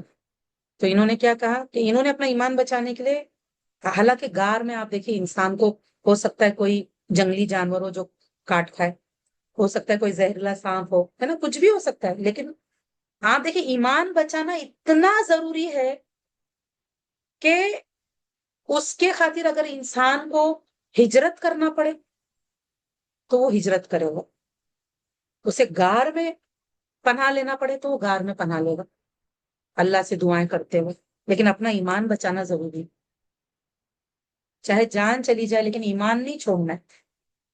تو انہوں نے کیا کیا، تو غار میں پناہ لو کہ تمہارا رب اپنی رحمت میں سے تم پر پھیلا دے گا، کیونکہ اللہ تعالیٰ کی جو رحمت ہے، اللہ تعالیٰ وسعت والا ہے نا، اور وہ تمہارے لیے تمہارے کام میں آسانی کرے گا۔ آپ دیکھیں ان کو نا اللہ کے بارے میں کتنی پازیٹیو تھنکنگ، کہ ہمارا رب جو ہے ہم پر اپنی رحمت پھیلا دے گا، اللہ تعالیٰ ہمارے کاموں میں آسانی کرے گا۔ اس وقت ان کے اوپر مشکل تھی، اپنا جان بچانا تھا، ایمان بچانا تھا، لیکن ان کو یہ یقین تھا کہ ہمارا رب ہمارے کام آسان کرے گا، جب ہم اپنے رب کے لیے یہ قربانی دیں گے تو ہمارا رب بھی ہمارے لیے آسانی کرے گا۔ اوکے، انہوں نے آسانی کے لیے ایمان نہیں چھوڑا، انہوں نے ایمان کے لیے مشکل کو اپنایا، اور ان کو یقین تھا کہ اللہ آسان کرے گا، ہمارے کام میں اللہ آسانی پیدا کرے گا۔ اور آپ سورج کو دیکھیں گے جب وہ طلوع ہوتا ہے تو ان کے غار سے دائیں طرف ہٹ جاتا ہے، اور جب غروب ہوتا ہے تو ان کے بائیں طرف کترا کر نکل جاتا ہے، اور وہ اس غار کی کھلی جگہ میں ہے۔ یہ اللہ تعالیٰ کی نشانیوں میں سے ہے۔ جسے اللہ تعالیٰ ہدایت دے تو وہی ہدایت یافتہ ہے، اور جسے وہ گمراہ کر دے تو آپ اس کے لیے ہرگز کوئی رہنما دوست نہیں پائیں گے۔ آپ دیکھیں، اسی لیے ہمیں اللہ ہی سے ہدایت مانگنا چاہیے، کیونکہ اللہ کے سوا کوئی اور ہدایت نہیں دے سکتا، اور اگر اللہ ہدایت نہ دے تو پوری دنیا مل کے سیدھے راستے پہ نہیں لا سکتی۔ تو ہم نے اللہ ہی سے مانگنا ہے کہ اللہ ہدایت دے، اور اللہ سے اس بات کی پناہ بھی مانگنا ہے کہ اللہ تعالیٰ ہمیں گمراہ کرے، اللہ ہمیں اس سے پناہ میں لے لے، ہے نا۔ اور آپ انہیں جاگتے ہوئے خیال کریں گے حالانکہ وہ سوئے ہوئے ہیں، اور ہم ان کے دائیں طرف اور بائیں طرف کروٹیں بدلتے ہیں، اور ان کا کتا غار کے دہانے پر اپنے دونوں بازو پھیلائے ہوئے ہے۔ اگر آپ انہیں جھانک کر دیکھیں تو ان سے ضرور بھاگتے ہوئے پیٹ پھیر لیں، اور آپ ضرور ان سے روب میں بھر دیے جائیں۔ مطلب اگر وہ سچویشن دیکھ لیتا نا کوئی کہ غار میں کس طرح یہ لوگ سو رہے تھے، اور کس طرح مطلب اللہ ان کی حفاظت کر رہا تھا، اتنے سالوں سے وہ لوگ سو رہے تھے اور آنکھیں کھلی تھی ان کی، مطلب دیکھنے والے کو ایسا لگتا تھا کہ جیسے کہ وہ آنکھیں کھلی رکھ کے سو رہے، تو دیکھنے والا ڈر جائے گا ان کی کنڈیشن دیکھ کر۔ یہ اللہ نے بتایا ایسا حال تھا اس وقت۔ اور اسی طرح ہم نے انہیں جگایا، پھر اللہ نے ان کو جگایا تاکہ وہ آپس میں ایک دوسرے سے سوال کریں۔ ان میں سے ایک کہنے والے نے کہا تم کتنا عرصہ ٹھہرے ہو؟ وہ بولے ہم ایک دن یا دن کا کچھ حصہ ٹھہرے۔ پھر بولے تمہارا رب خوب جانتا ہے جتنی دیر تم ٹھہرے، چنانچہ اب تم اپنے یہ چاندی کے سکے اب تم اپنی یہ چاندی کے سکے دے کر اپنا ایک آدمی شہر کی طرف بھیجو، پھر وہ دیکھے کہ اس شہر کا کون سا شخص طعام کے لحاظ سے یعنی کھانے کے لحاظ سے پاکیزہ تر، تو وہ اس میں سے تمہارے لیے کچھ کھانا لے آئے۔ آپ دیکھیں وہ لوگ جب اٹھے نا، ان کو بھوک لگی ہوئی تھی، ان کو پتا نہیں تھا کہ کتنے عرصے تک وہ لوگ اس حال میں رہے۔ ان کی فکر یہ تھی کہ حلال کھانا کھانا، پاکیزہ کھانا کھانا۔ یہاں پہ پاکیزہ کھانے سے مراد کیا ہے کہ وہ پاک بھی ہو اور حلال بھی۔ Okay, well to do families سے تھے وہ لوگ، ان کو پتا تھا کہ حلال کھانے سے ہی اگر انسان کو ہدایت پہ رہنا ہے، آپ دیکھیں حلال کھانا ضروری ہے۔ حرام کھائیں گے انسان بہک جائے گا، گمراہ ہو جائے گا۔ حرام میں بہت بیماریاں بھی ہے اور بہت نقصان ہے، اور گمراہی کا سبب بنتا ہے حرام کھانا۔ دعائیں قبول نہیں ہوتی حرام کھانے والوں کا۔ تو انہوں نے یہ فکر کی، ان کو فکر تھی کہ حلال کھانا کھانا، تو وہ اس میں سے تمہارے لیے کچھ کھانا لے آئے، اور وہ خوب نرمی سے بات کرے اور تمہارے متعلق بالکل کسی کو نہ بتائے، مطلب رازداری سے رہنا، کسی کو پتا نہ چلے، کیونکہ ان کو ڈر تھا کہ اگر پتا چل جائے گا تو لوگ ہمیں قتل کرنے کی کوشش کریں گے۔ بلا شبہ اگر وہ تم پر مطلع ہو گئے، یعنی ان کو اگر پتا چل گیا تمہارے بارے میں، تو تمہیں رجم کر دیں گے یا تمہیں اپنے دین سے لوٹا لیں گے، اور پھر اس وقت تم ہرگز فلاح نہیں پا سکو گے کبھی بھی۔ تو ان کو اپنے ایمان کی فکر تھی کہ اگر لوگوں کو پتا چل گیا تو لوگ ایسا ایسا ہم پر ظلم کریں گے، پھر اس سے ہمارا بہت نقصان ہو جائے گا، ہے نا۔ ان کو پتا تھا نا کہ پھر اگر ایسا ہوا تو پھر ہم اگر انہوں نے ہمیں زبردستی اپنے دین میں واپس لوٹایا جو ان کا مشرکانہ دین تھا، تو پھر ہم ہرگز فلاح نہیں پا سکیں گے، یہ ان کو یقین تھا، تو اپنا ایمان بچانا چاہتے تھے۔ اور اسی طرح ہم نے لوگوں کو ان پر مطلع کر دیا، اب لوگوں کو پتا چل گیا تاکہ وہ جان لے کہ بے شک اللہ تعالیٰ کا وعدہ حق ہے، اور یقیناً قیامت اس میں کوئی شک نہیں۔ اللہ نے، کیونکہ وہ دور ایسا تھا نا کہ لوگوں کو قیامت کے اوپر وہ لوگ ڈیبیٹ کرتے تھے، مانتے نہیں تھے، تو اللہ تعالیٰ نے ان لوگوں کو واپس زندہ کر کے ایک نشانی کے طور پہ بتایا کہ اللہ تعالیٰ اس پہ قادر ہے کہ اللہ مردوں کو زندہ کر سکتا ہے۔ حالانکہ ان کو موت نہیں دیا تھا اللہ تعالیٰ نے، یہ سوئے ہوئے تھے، جگایا اللہ نے ان کو، اس کے بعد میں ان کو اصل موت آئی۔ اوکے، جب لوگ ان کے معاملے میں باہم جھگڑ رہے تھے تو انہوں نے کہا ان پر ایک عمارت بنا دو، ان کا رب انہیں بہتر جانتا ہے۔ جو ان کے معاملے پر غالب ہو گئے تھے وہ بولے ہم ان پر ضرور ضرور ایک عبادت گاہ مسجد بنائیں گے۔ کیا بنائیں گے؟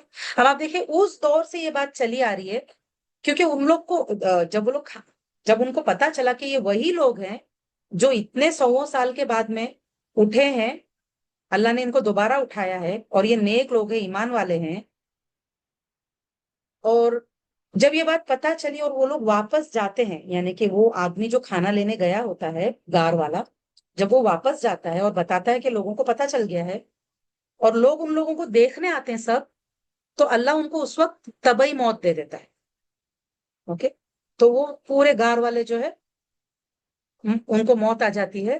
اب یہ جو وہاں کے لوگ ہوتے ہیں وہ لوگ آپس میں لڑائی شروع کر دیتے ہیں کہ اب ان کے لیے نا اسپیشل جگہ بنانا چاہیے کہ کچھ ایک عمارت بنا دو. اوکے. تو لیکن جو تھوڑا پاور رکھنے والے لوگ تھے انہوں نے کیا بولا کہ یہ نیک لوگ تھے نا تو یہاں پہ مسجد بنائیں گے، یعنی ان کے قبر پہ مسجد بنائیں گے. تو آپ دیکھیے سبحان اللہ، یہ چیز یہ جو چیز ہے، کیونکہ وہ لوگ قیامت کا انکار کرنے والے لوگ تھے. اوکے. قیامت کا انکار کون کرتا ہے؟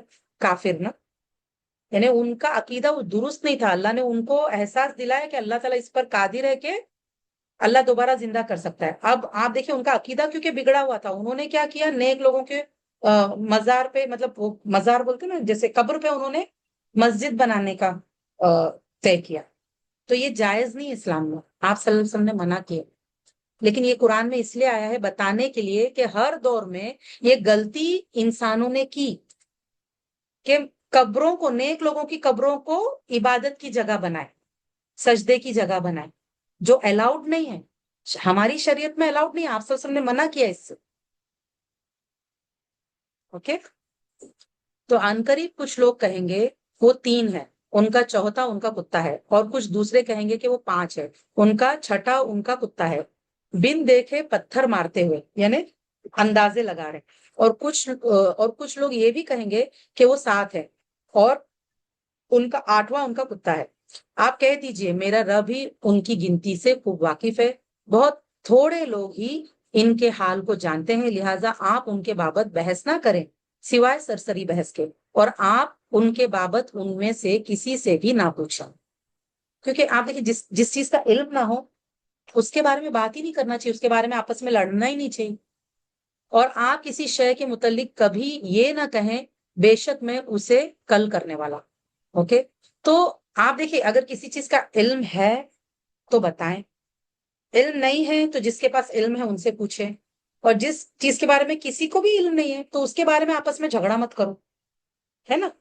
اور جب تک ہمیں علم نہ ہو تو بولنا نہیں چاہیے، ایسے معاملات میں بولنا نہیں چاہیے جس کے بارے میں ہمیں علم نہیں ہے.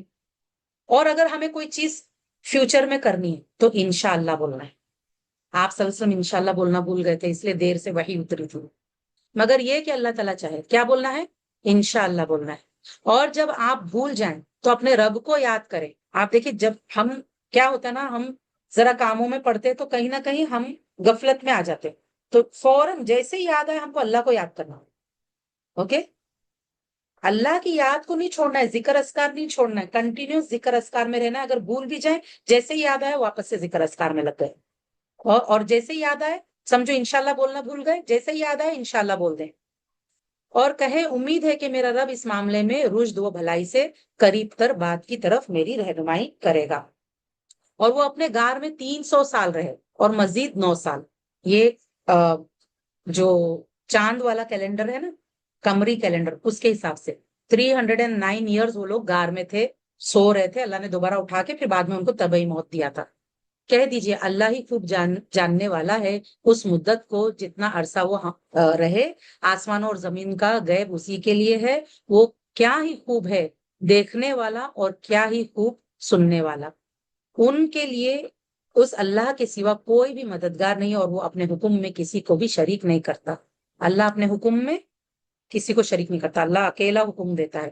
اور آپ اس کی تلاوت کیجئے جو کچھ آپ کے رب کی کتاب میں سے آپ کی طرف وحی کیا گیا ہے، اس کے کلمات کو کوئی بدلنے والا نہیں، اور آپ اس کے سوا کوئی جائے پناہ ہرگز نہیں پائیں گے.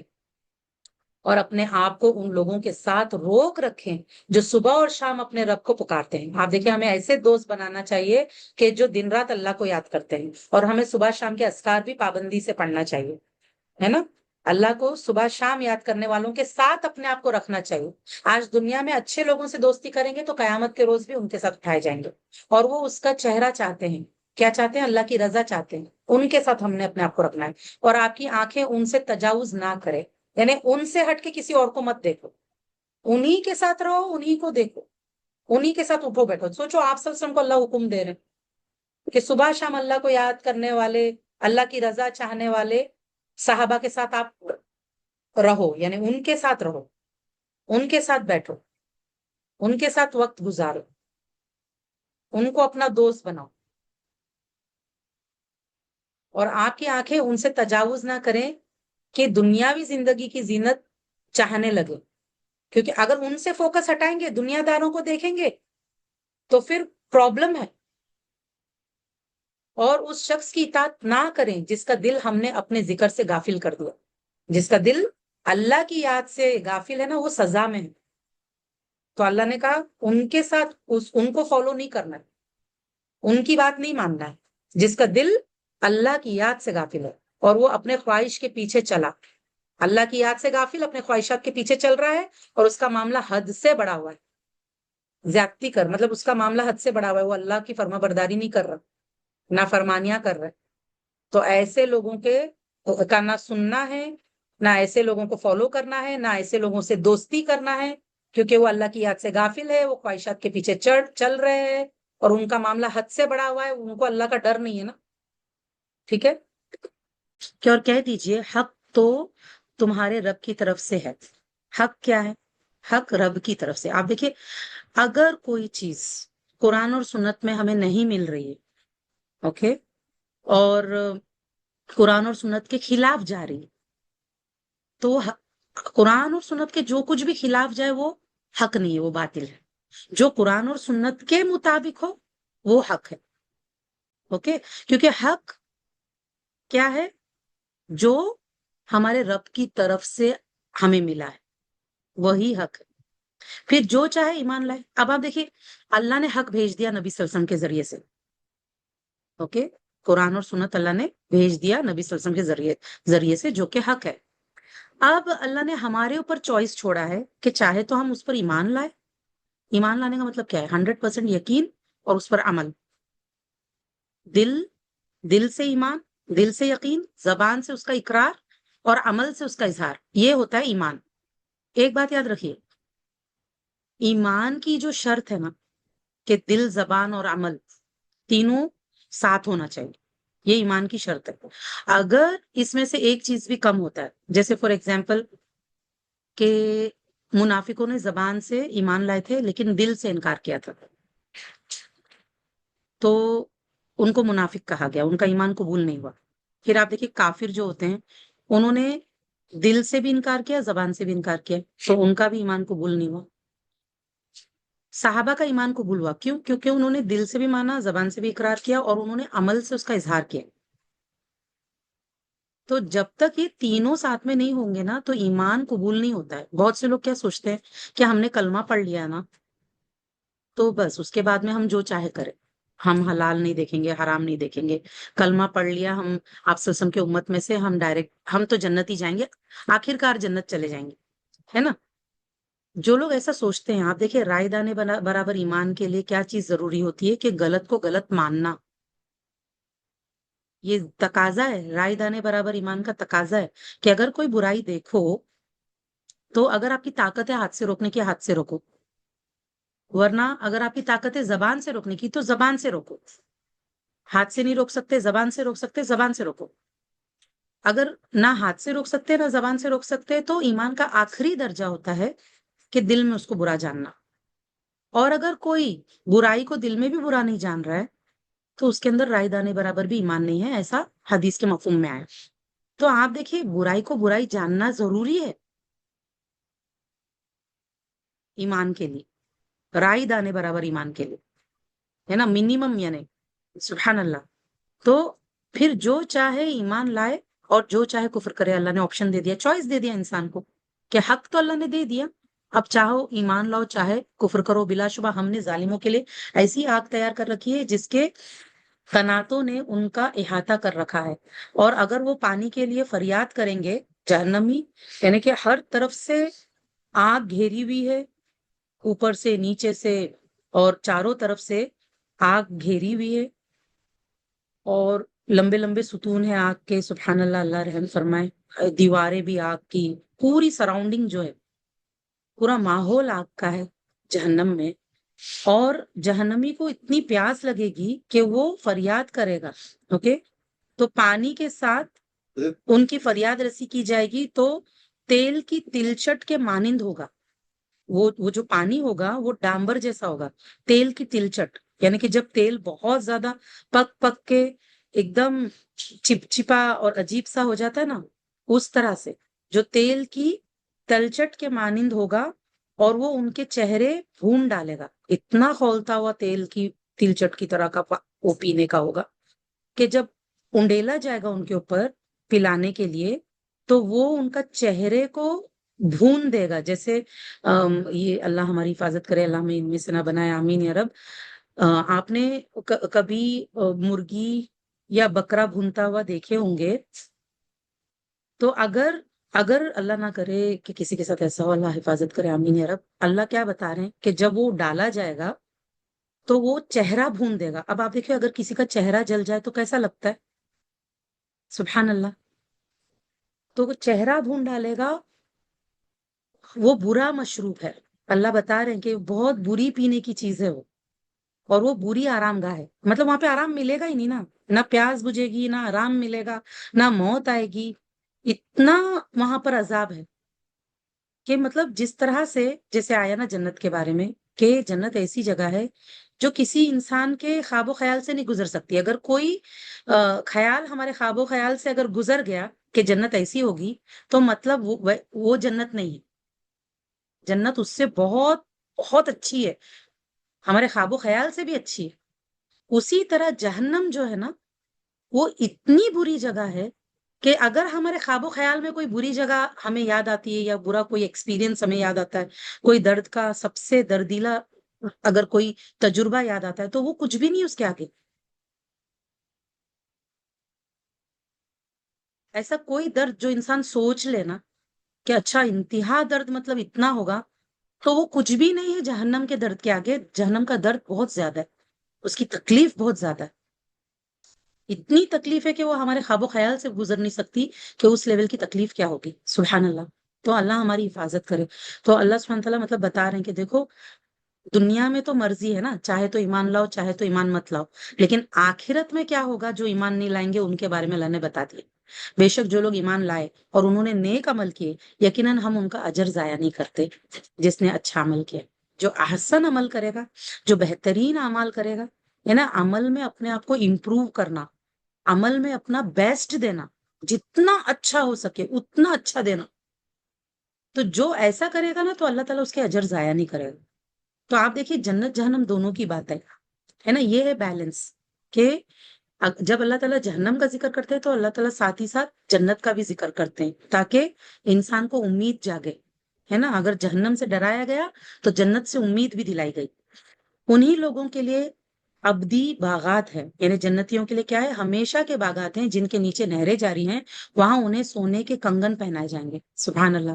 مطلب آپ سوچئے جنت کا جو سونے کا کنگن ہوگا، کیونکہ ہم تو یہاں پہ ایک کنگن بنانے جاتے ہیں تو اس کے ڈیزائن کے لیے کتنا کھپتے ہیں، کتنی فکر کرتے ہیں، کتنے ڈیزائنز دیکھتے ہیں، کتنے دکان سے دکان بھٹکتے ہیں، کتنا ریسرچ کرتے ہیں، کتنا اگر آن لائن میں دیکھنا ہے ڈیزائن تو آن لائن میں کتنے فوٹوز دیکھتے ہیں، کیا کیا کرتے ہیں لوگ ایک کنگن بنانے کے لیے. سبحان اللہ.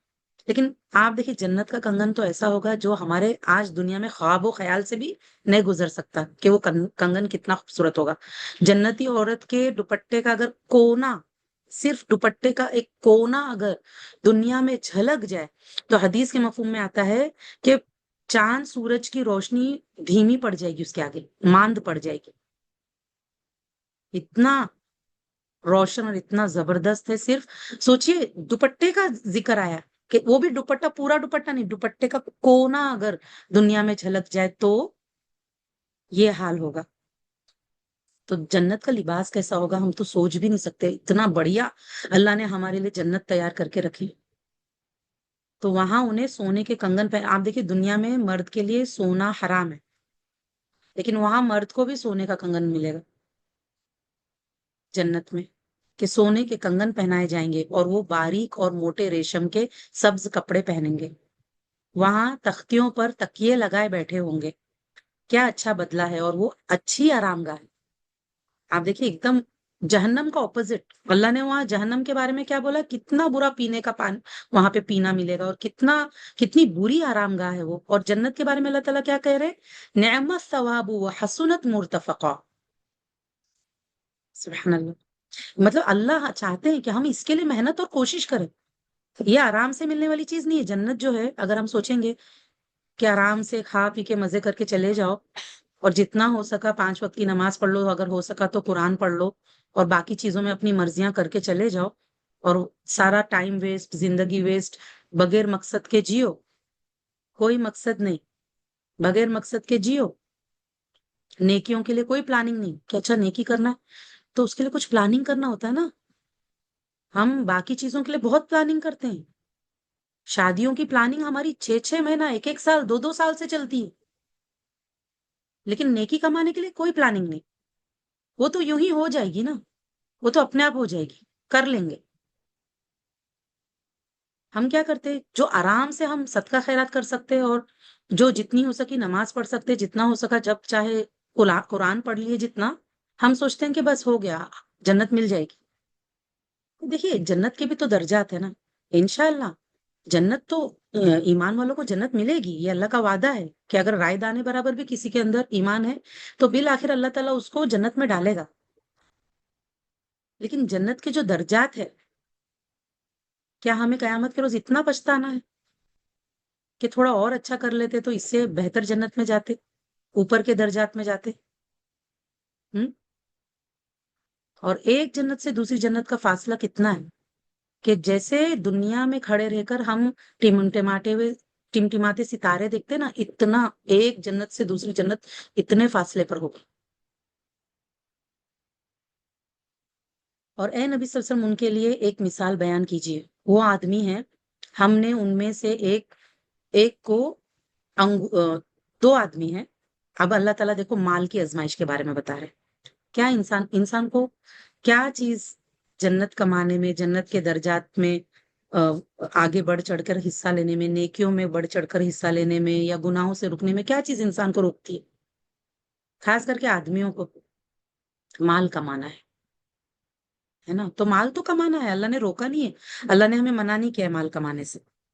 حلال مال کمانا بھی عبادت ہے، مال کما کے اپنے بیوی کو پیار سے ایک لقمہ کھلانا، حلال لقمہ، وہ بھی صدقہ ہے نا۔ اپنے بچوں کے لیے کرنا، اپنے رشتہ داروں کے لیے کرنا، ماں باپ کے لیے کرنا، اور جو بھی جس سے اللہ کا کلمہ بلند ہو، اللہ کے راستے میں مال لگانا، یہ تو عبادت ہے۔ لیکن یہ مال اگر کسی کو گمراہ کر دے، آخرت کی یاد سے غافل کر دے، اللہ کی یاد سے اسے غافل کر دے، وہ اپنے آپ کو یہ مال کما کر بڑی چیز سمجھنے لگے، اور یہ سمجھنے لگے کہ دنیا میں مال دیا ہے تو اس کا مطلب اللہ مجھ سے خوش ہے، اگر آخرت ہوئی بھی تو وہاں بھی مجھے جنت مل جائے گی، اور یہ سمجھ کے اکڑنا، تو یہ اللہ کو نہیں پسند ہے نا۔ تو پھر مال آزمائش بن جاتا ہے ایسے لوگوں، اور مال آزمائش ہے، اللہ نے بتا چکے ہیں کہ مال آزمائش ہے، مال اور اولاد آزمائش ہے۔ تو اللہ نے کیا بتایا یہاں پہ کہ اے نبی صلی اللہ علیہ وسلم ان کے لیے ایک مثال بیان کیجئے، دو آدمی ہیں، ہم نے ان میں سے ایک کو انگوروں کے 2 باغ عطا کیے، اور ان کے گرد کھجوروں کے باڑ لگا دی، اور ان دونوں کے درمیان کھیتی اگائی۔ یعنی کہ کیا کیا اس کے پاس، انگور، کھجور، پھر کھیتیاں، اور ایک نہیں دو دو کی بات آ رہی ہے نا۔ پھر دونوں باغوں نے اپنا پھل دیا، اور ان میں سے کچھ بھی کم نہ کیا، اتنا پھل دیا کہ کچھ کم نہ کیا، خوب پھل دیا، اور ان کے درمیان ہم نے ایک نہر بہائی۔ اب آپ دیکھیں نہر بھی ہے، پھل بھی خوب اگ رہے، نہر بھی ہے، اور اس کے لیے پھل تھے، تو وہ اپنے ساتھی سے کہنے لگا، یعنی دو ساتھی ہے نا، تو اب جو امیر تھا جس کے پاس یہ سارے باغ تھے، وہ اپنے ساتھی سے کہنے لگا، جبکہ اس سے بحث کر رہا تھا، کہ میں تجھ سے مال میں زیادہ ہوں۔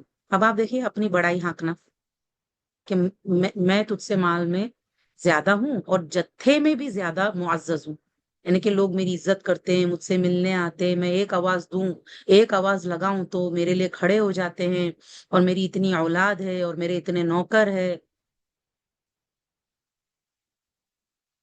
سبحان اللہ، اپنا مطلب ایک بولتے ہیں نا منہ میاں مٹھو ہونا، اپنے اپنے دوست کو نیچا دکھانے کے لیے، اور وہ اپنے باغ میں داخل ہوا جبکہ وہ اپنی جان کے لیے ظالم تھا۔ اس نے کہا میں گمان نہیں کرتا کہ یہ باغ کبھی تباہ ہوگا۔ مطلب اسے کیا لگ رہا تھا کہ یہ باغ کبھی تباہ نہیں ہوگا۔ سبحان اللہ۔ آپ دیکھیے کیا ہوتا ہے نا کہ کچھ لوگ نا اپنی گھمنڈ کو، اپنے اکڑ کو، اپنے تکبر کو نا پازیٹیو تھنکنگ کا نام دیتے ہیں۔ وہ پازیٹیو تھنکنگ نہیں ہوتا ہے، وہ اکڑ ہوتا ہے، وہ گھمنڈ ہوتا ہے، وہ تکبر ہوتا ہے۔ اس کے اندر آپ دیکھیے عاجزی نہیں ہے۔ عاجزی کیا ہوتی ہے کہ انسان کو یہ سمجھ میں آتا ہے کہ یہ سب کچھ اللہ نے دیا ہے، اگر میں اللہ کی نافرمانی کروں، اپنے آپ کو بڑی چیز سمجھوں، اللہ نہ کرے کبھی اللہ یہ مجھ سے چھین لے، اگر اللہ دے سکتا ہے تو اللہ لے بھی سکتا ہے، اس میں انسان کو نا عاجزی آتی ہے۔ لیکن جس کو ایسے لگتا ہے نا کہ نہیں، میں گمان نہیں کرتا کہ یہ باغ کبھی تباہ ہوگا، اور میں گمان نہیں کرتا کہ قیامت قائم ہونے والی ہے، اور اگر بالفرض واقعی مجھے اپنے رب کی طرف لوٹایا گیا تو یقیناً ضرور میں وہاں ان باغوں سے بہتر لوٹنے کی جگہ پاؤں گا۔ یعنی دنیا میں باغ دیا نا اللہ نے، اگر قیامت ہوئی بھی تو اس سے بہتر باغ اوپر دے گا اللہ تعالیٰ۔ یہ تھا اس کا غلط پازیٹیو تھنکنگ، اکڑ، تکبر، اپنے ساتھی کو نیچا دکھا رہا ہے۔ اس کے مومن ساتھی نے اس سے کہا جبکہ اسے جواب دے رہا تھا، کیا تو اس ذات کے ساتھ کفر کرتا ہے جس نے تجھے مٹی سے پیدا کیا؟ مطلب یہ تو یاد کر، مطلب کس چیز سے ہم پیدا ہوئے ہیں۔ اگر انسان یہ یاد رکھے گا نا، کبھی اس کے اندر اکڑ نہیں آئے گی کہ تجھے مٹی سے پیدا کیا اللہ نے، پھر نطفے سے، پھر تجھے ٹھیک پورا مرد بنایا۔ اگر اللہ نہ بناتا تو انسان کیا کر لیتا؟ دنیا میں انسان مال لے کے آیا تھا، جب ماں کے پیٹ سے باہر نکلا تو کیا لے کے نکلا تھا؟ پیر میں چپل تک نہیں تھی، بدن پہ کپڑے تک نہیں تھے، کیا لے کے آتا ہے انسان؟ پھر بعد میں جب اللہ دیتا ہے اور انسان اللہ ہی کو بھول جاتا ہے تو اس نے اس کی پیدائش یاد دلائی تاکہ اس کے اندر عاجزی ہے۔ لیکن میں تو عقیدہ رکھتا ہوں وہ اللہ ہی میرا رب ہے، اور میں اپنے رب کے ساتھ کسی کو بھی شریک نہیں کرتا۔ آپ دیکھیں یہاں پہ اس شخص نے کس کو شریک کیا تھا؟ یہ جو اپنے آپ کو بہت بڑی چیز سمجھ رہا تھا مال کے وجہ سے اور نفر کے وجہ سے، اس نے اپنے آپ کو وہ اتنی بڑی چیز سمجھ رہا تھا۔ یہ بھی مطلب آپ دیکھیں جب کوئی لوگ اتنے خود پسند ہوتے ہیں کہ نعوذ باللہ خود کو وہ لوگ طاغوت بنا لیتے ہیں۔ سبحان اللہ۔ تو یہاں پہ اس نے کیا کہا کہ میں کسی کو بھی شریک نہیں کرتا، یہ جو نیک اس کا دوست تھا۔ اور آپ دیکھیں ہم جو ہے نا ایسے دوست بننا چاہیے، کسی کے بھی ایسے دوست بننا چاہیے کہ اگر ہم دیکھیں انہیں غفلت میں یا کسی غلطی میں تو ہم نے ان کو روکنا چاہیے۔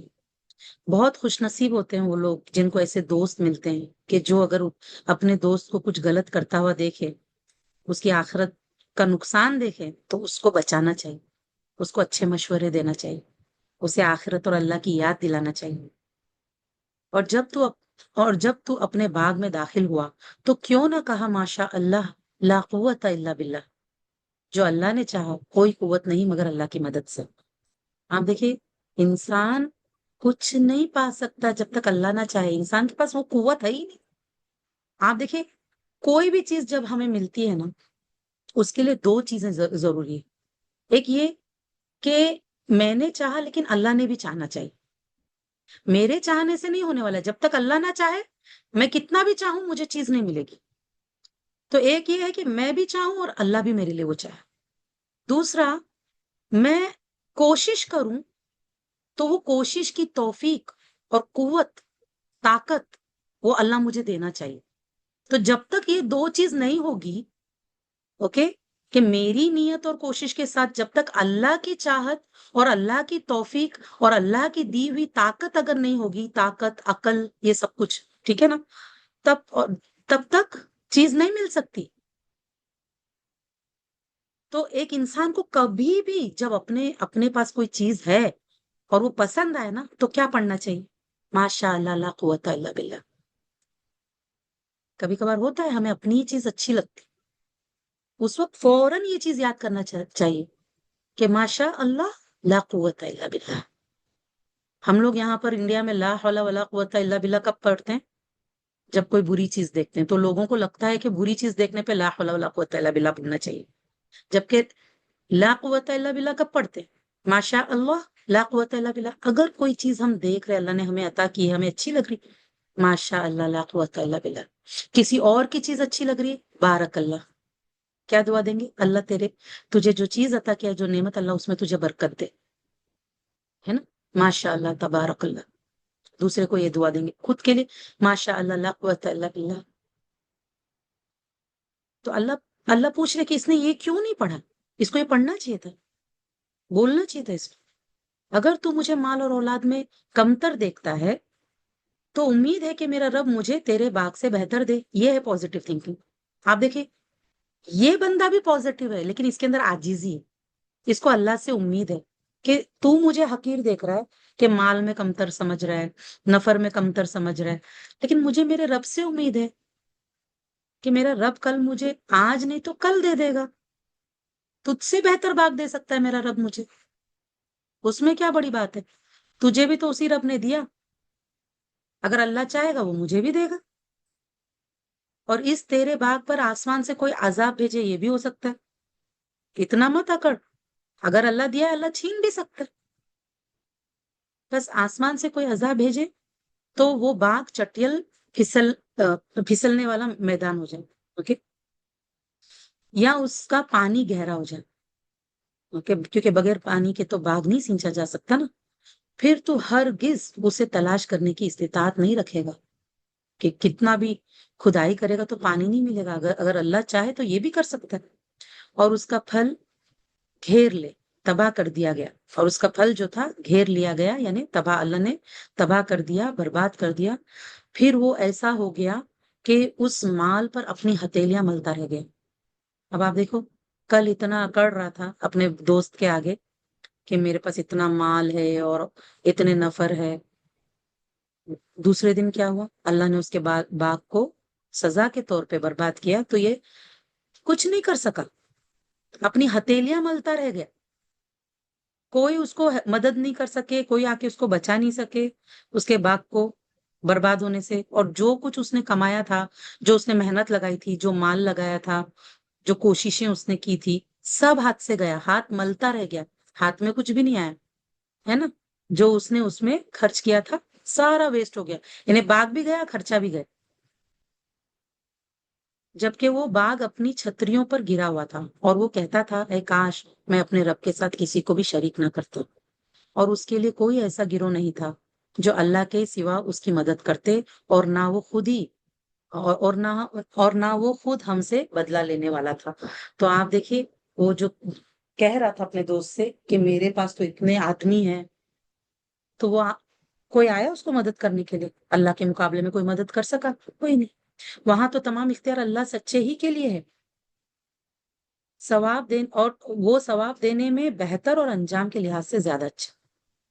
آپ دیکھیے، ریئلائزیشن، جس انسان کو یہ ریئلائزیشن ہو جاتا ہے نا کہ الولایت للہ الحق، سارا کا سارا اختیار صرف اللہ ہی کے لیے ہے، حقیقتاً اللہ ہی جو ہے نا کارساز ہے، اللہ ہی حفاظت کرنے والا، اللہ ہی قوت والا، اللہ ہی قدرت والا، اللہ ہی بادشاہ، اللہ ہی مالک.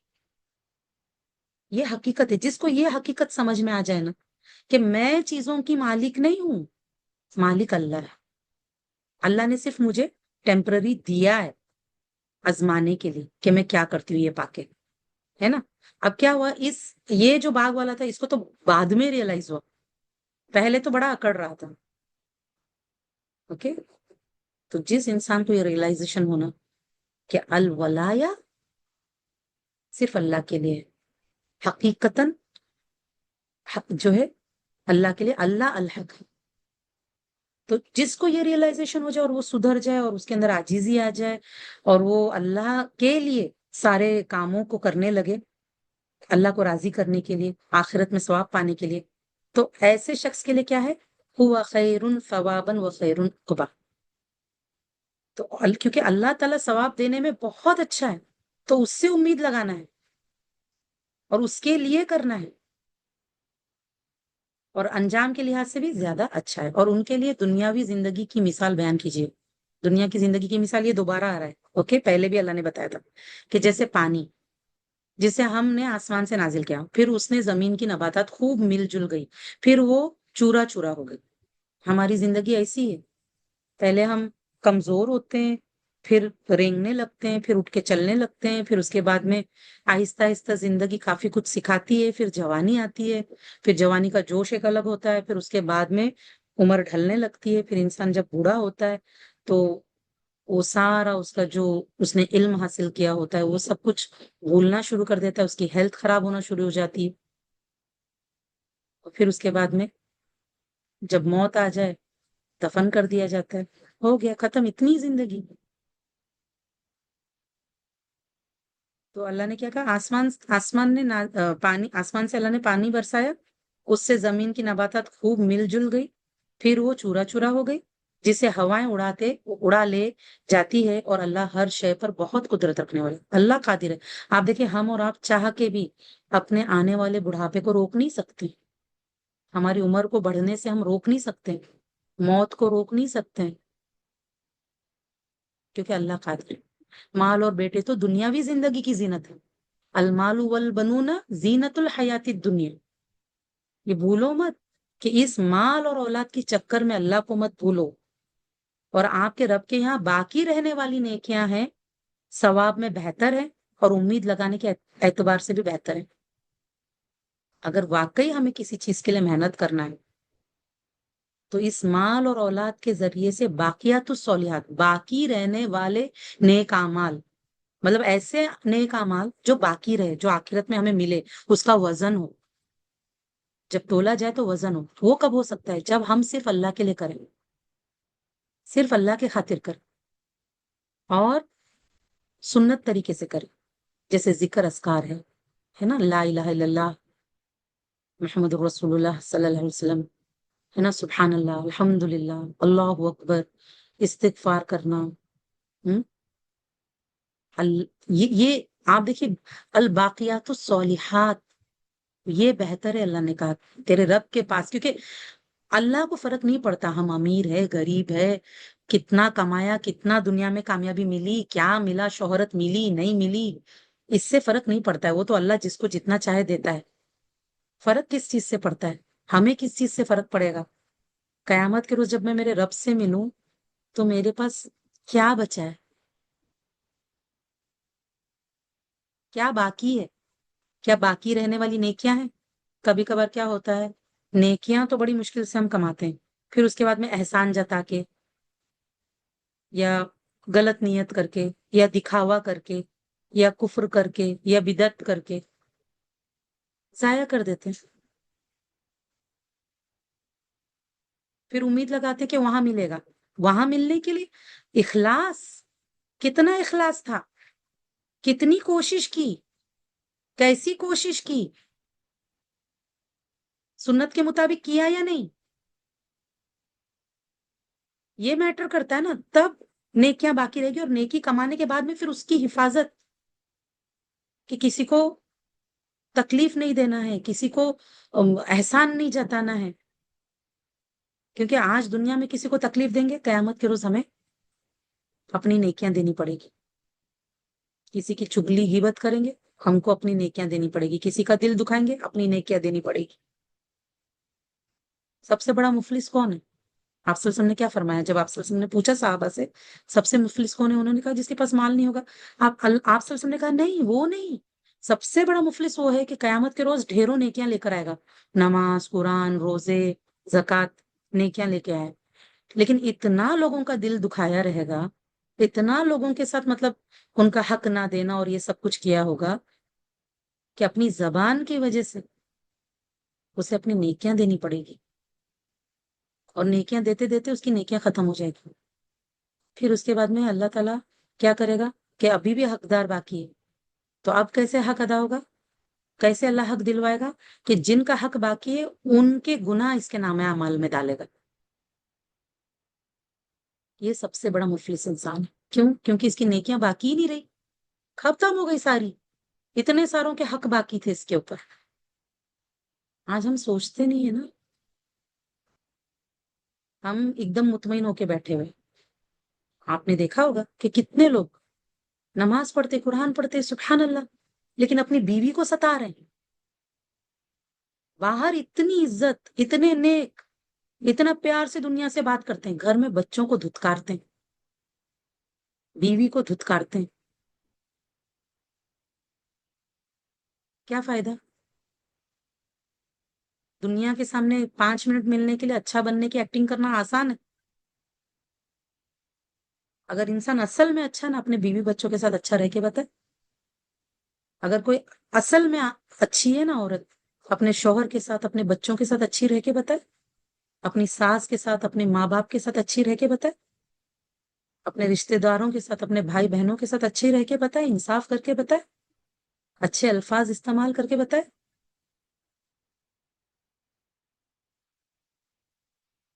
تب نیکیاں باقی رہے گی. نیکیاں باقی رکھنا بھی بڑی محنت کا کام ہے. نیکیاں کمانا بھی، پھر اس کو کما کے اس کی حفاظت کرنا. ہم مال کما کے اس کو برابر بینک میں رکھیں گے، تجوری میں رکھیں گے، سونا بنائیں گے، برابر اس کو ہم لاکر میں رکھتے ہیں یا تجوری میں رکھتے ہیں. اس کو حفاظت کرنے کی ہم کو برابر فکر ہوتی ہے کہ کوئی چور چھین کے نہ لے کر چلا جائے، کوئی چوری نہ کر لے، کوئی ڈکیتی نہ ڈال دے. نیکیاں کمانے کے بعد میں ہماری نیکیوں کا ڈاکو کون ہے؟ شیطان وسوسے ڈالتا ہے.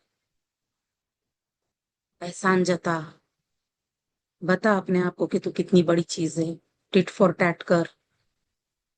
ہم اس کی باتوں میں آ جاتے ہیں اور خود ہی اپنی نیکیوں کو آگ لگا بیٹھتے ہیں. اللہ ہم سب کی حفاظت کرے. آمین یا رب. اللہ ہمیں باقیات الصالحات کمانے کی توفیق عطا کرے. آمین یا رب. کیونکہ وہ امید کے لحاظ سے بہتر ہے.